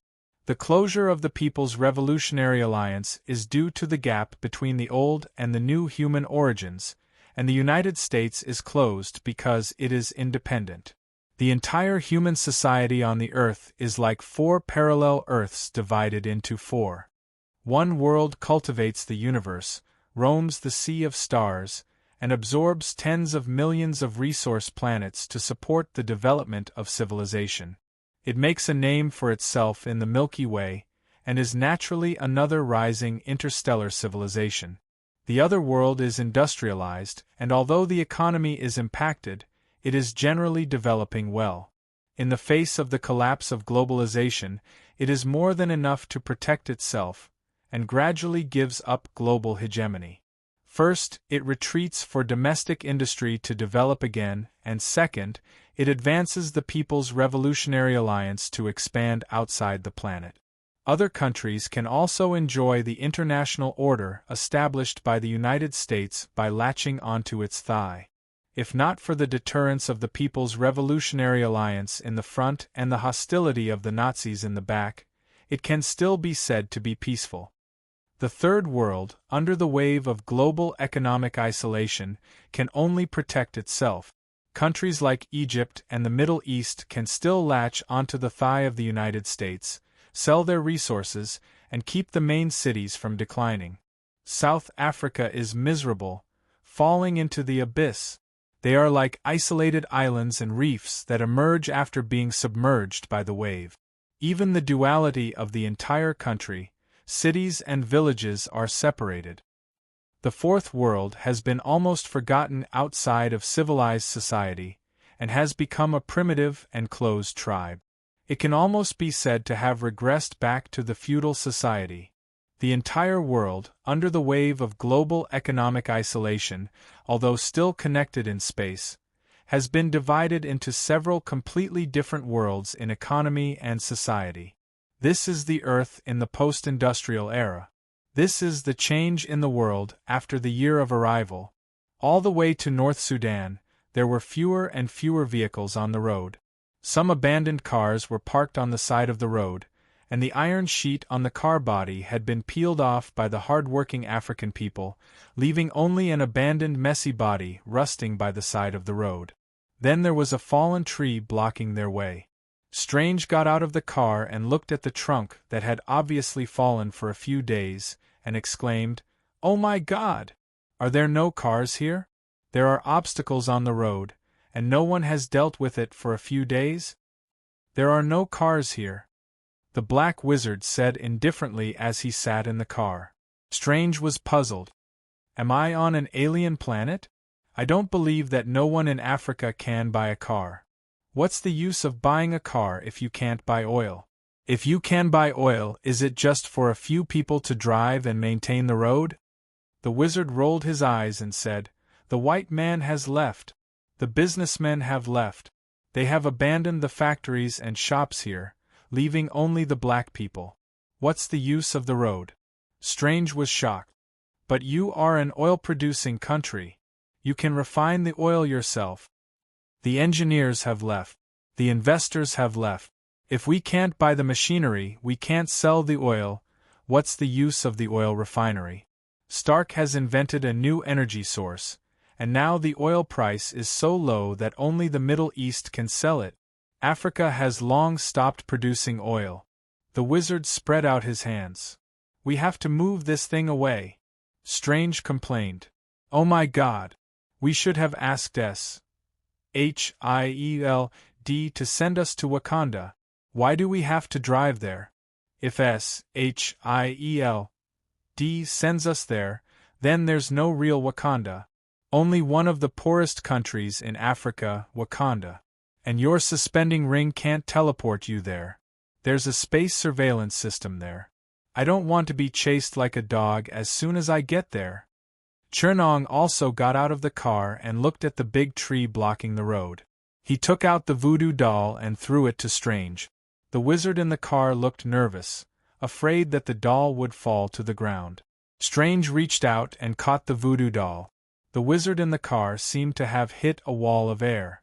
Strange reached out and touched the voodoo doll, then grabbed the doll's hands and feet, like a little girl playing house, manipulating the doll to open the door and get out of the car. His movements were quite rough. Obviously, playing with dolls like a little girl was not Strange's hobby. The wizard's body seemed to be controlled and moved involuntarily. He stood up with a big movement and hit his head hard. He had to open his mouth and complain, "Be gentle, man. You're controlling me, not playing with a doll." Strange's face darkened. He controlled the wizard's body to lift the big tree and throw the obstacle to the side. "You should find a way to develop a spell to control the doll," Chernong said sarcastically. "Otherwise, this resurrected corpse will be completely wasted." "You can let him move on his own," Strange complained. "His soul-attached doll is in your hands, so it will definitely listen to you. Resurrected corpses can only be of greatest value under the control of a wizard." Chernong took the voodoo doll from him and twisted it twice. The wizard's body made a series of movements that were absolutely impossible for a human body to do. Chernong grabbed the voodoo doll's forearm and lifted it up.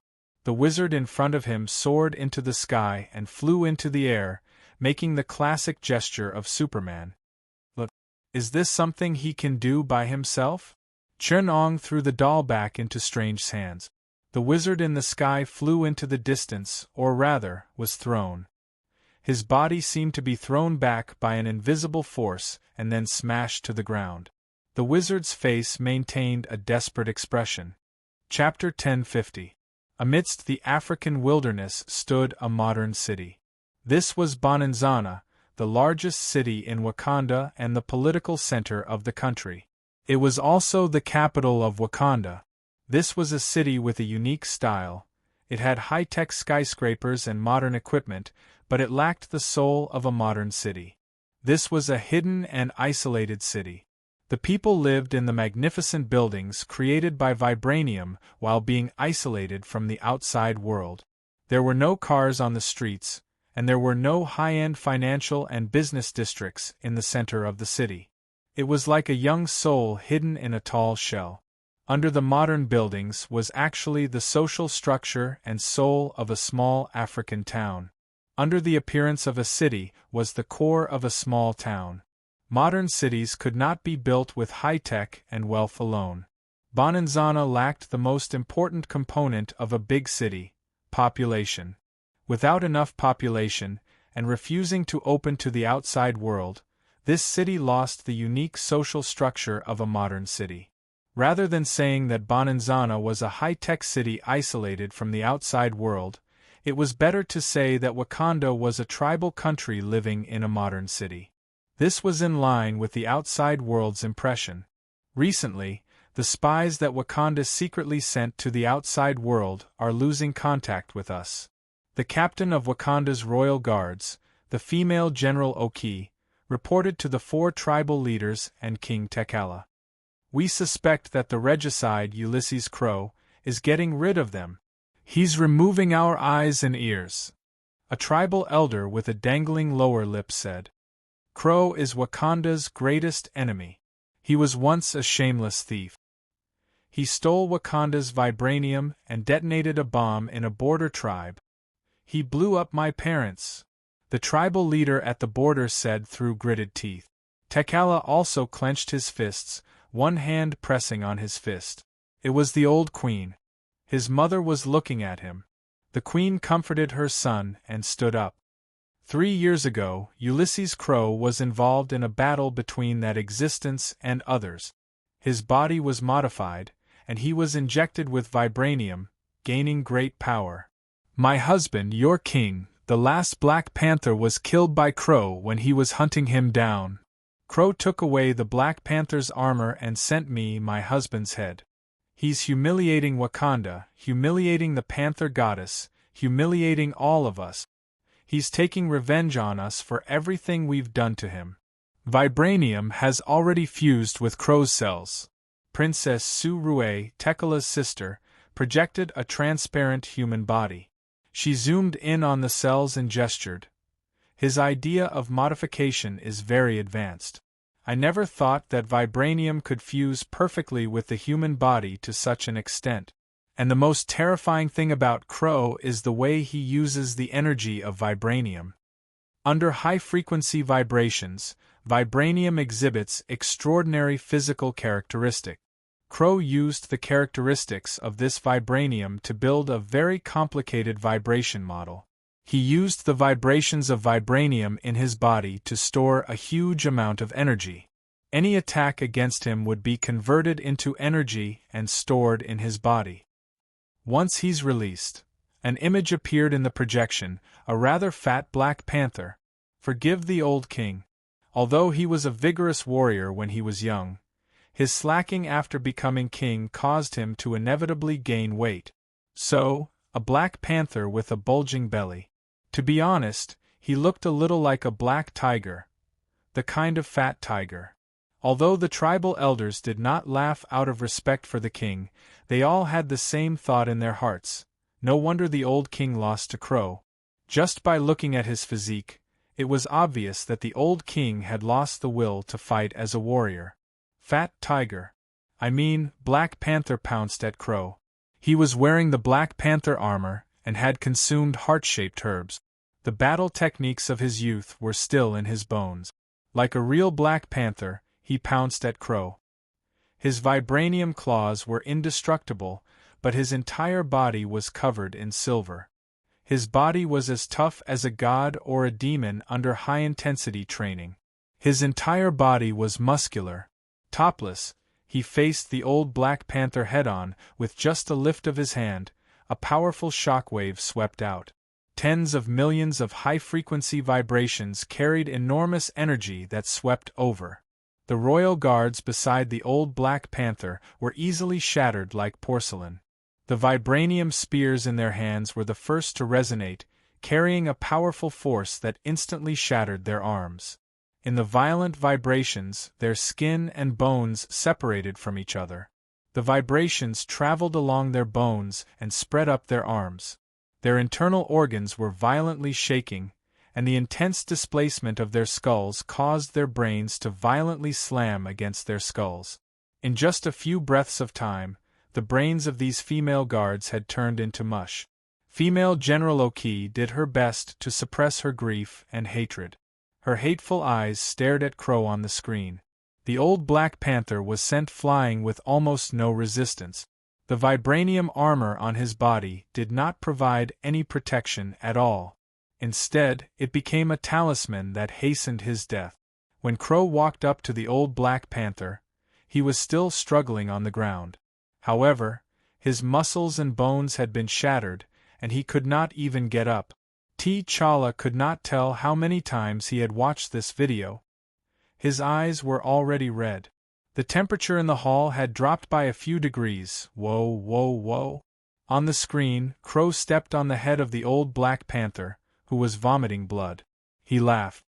Isn't this our King T'Challa? The old Black Panther is also called T'Challa. Back then, you were the one who personally ordered them to imprint this on me. Crow subconsciously tilted his head, but his neck was smooth. I forgot that after I trained that thing to the third stage, my body was reborn. The thing you imprinted on me was gone. Crow said regretfully. Otherwise, I really would have let you take a good look at that thing. Vibranium, the most precious metal in the world.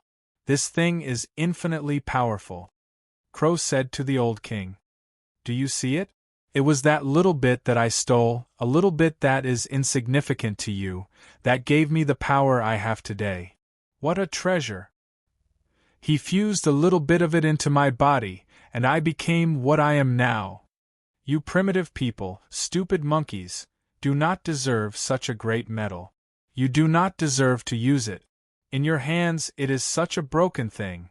Crow roared. The vibration of his voice caused the vibranium to lose its activity. The old king's battle suit quickly fell off. Crow picked it up like a rag and held it in his hand. The young King T'Challa looked at his father's face. Tears blurred his vision for the umpteenth time. I need vibranium. Crow stepped on the old king's head and said, that existence gave me an order. If I can't perfect what he gave me, from the unique properties of vibranium, vibration physics, acoustics, and structural mechanics, the properties of superconductive metals and the 12 types of energy release states of metallization of the human body, this damn long and stinky name. If I can't figure out something from it, he will use the vibration of the universe's background to transmit a little of his power. And I will. Bang! Crow shouted exaggeratedly, and made an explosive gesture with both hands. He said, explode into minced meat or vibranium. The one who collects my corpse is blessed. So I need some vibranium to experiment, but I thought, since I'm going to do it, why not do it big? You stupid monkeys, the black devils have been hogging those treasures for too long. It's time for someone else to take over, Crow said as he put the Black Panther's mask on his head. He said, what do you think of the name King of Wakanda, Ulysses Crow? The old Black Panther struggled, his lips opening and closing several times. Crow grabbed the camera, lowered his head and said, what did you say? Louder. The old Black Panther said with difficulty, you won't succeed. My son, the new king. He will avenge me. He will protect our country and destroy your ambitions. I will watch him complete all of this. Crow nodded and smiled. Now I'm at the third stage. When I finish the fourth stage, I will destroy your country with my own hand. Then I will rebuild my country. I need the resources there to complete that damn experiment. The projection was extinguished here. General Oki said to all the tribal elders, this is his announcement. Now, I think he's here. We need to mobilize the army, use all of our power to kill him. The River Tribe elder said, he's only one person. He can't deal with all of us. His power can control vibranium. The Mining Tribe elder said, and all of our weapons contain vibranium. We should make or buy some weapons without vibranium from the outside. Train our warriors to use them. Weapons from the outside are useless too. Princess Surue interrupted them. I've studied the ability that Ulysses Crow displayed in this video. He can make vibranium conduct vibrations. He can magnify the power of vibrations by 1,000,000 times. The vibration model in his body does not control vibranium resonance, but the resonance of all matter. He was able to transmit his vibrational power to all matter. Even if our warriors use weapons made of other materials, they will be easily destroyed by him. Then you're saying that we can't fight him? The elder said angrily. I'm saying that we need to upgrade our technology. Princess Su-Rue wanted to explain, but her mother interrupted her. Su-Rue. Chara also changed the topic. I need a new suit that can fight against Crow. Sister, how's your development going? Princess Su-Rue tapped on the Chimoyu bead in her hand, and a stream of liquid vibranium bound by high-energy electricity appeared in the projection. The modification that Crow received, allowing vibranium to fuse with his body cells, the technological content has already surpassed Wakanda's. This may be alien technology. To fight him, we must also develop a technology that allows vibranium to fuse with the body. But the time is too short. I only found a way to fuse vibranium with simpler body tissues like muscles, bones, and skin. Other lymphocytes, nerve cells, brain cells, stem cells, and internal organs cannot fuse with vibranium. So the newly developed suit can only fuse with your muscles, bones, and skin. That's enough. Chara comforted her. You've done well. To be able to complete the development of a new generation of suit in such a short time is beyond my expectations. You're the best. I believe that if my sister is given enough time, it's not impossible to create such technology. The internal organs and brain are protected by muscles and bones. Chara looked at the projected suit. How does it wear it? Inject it into your body. After the modification is completed, most of the liquid vibranium robots will shrink back into the gaps in your bone. Only when you want to activate it will it flow out and fill in between your cells, forming liquid metal cells. But I have no clue about the vibration energy model in Crow's body. The technological content is even more terrifying than fusing vibranium cells. Princess Su-Rue shook her head. Brother, this new suit still needs to be modified. I must think of a way to make it immune to Crow's resonance in order to fight him directly. When will it be done? Chara asked. Princess Su-Rue said, I'm currently building a model of vibranium particles for energy dissipation. If, looking at her brother's determined gaze, the princess said in a low voice, I will complete the modification within a month.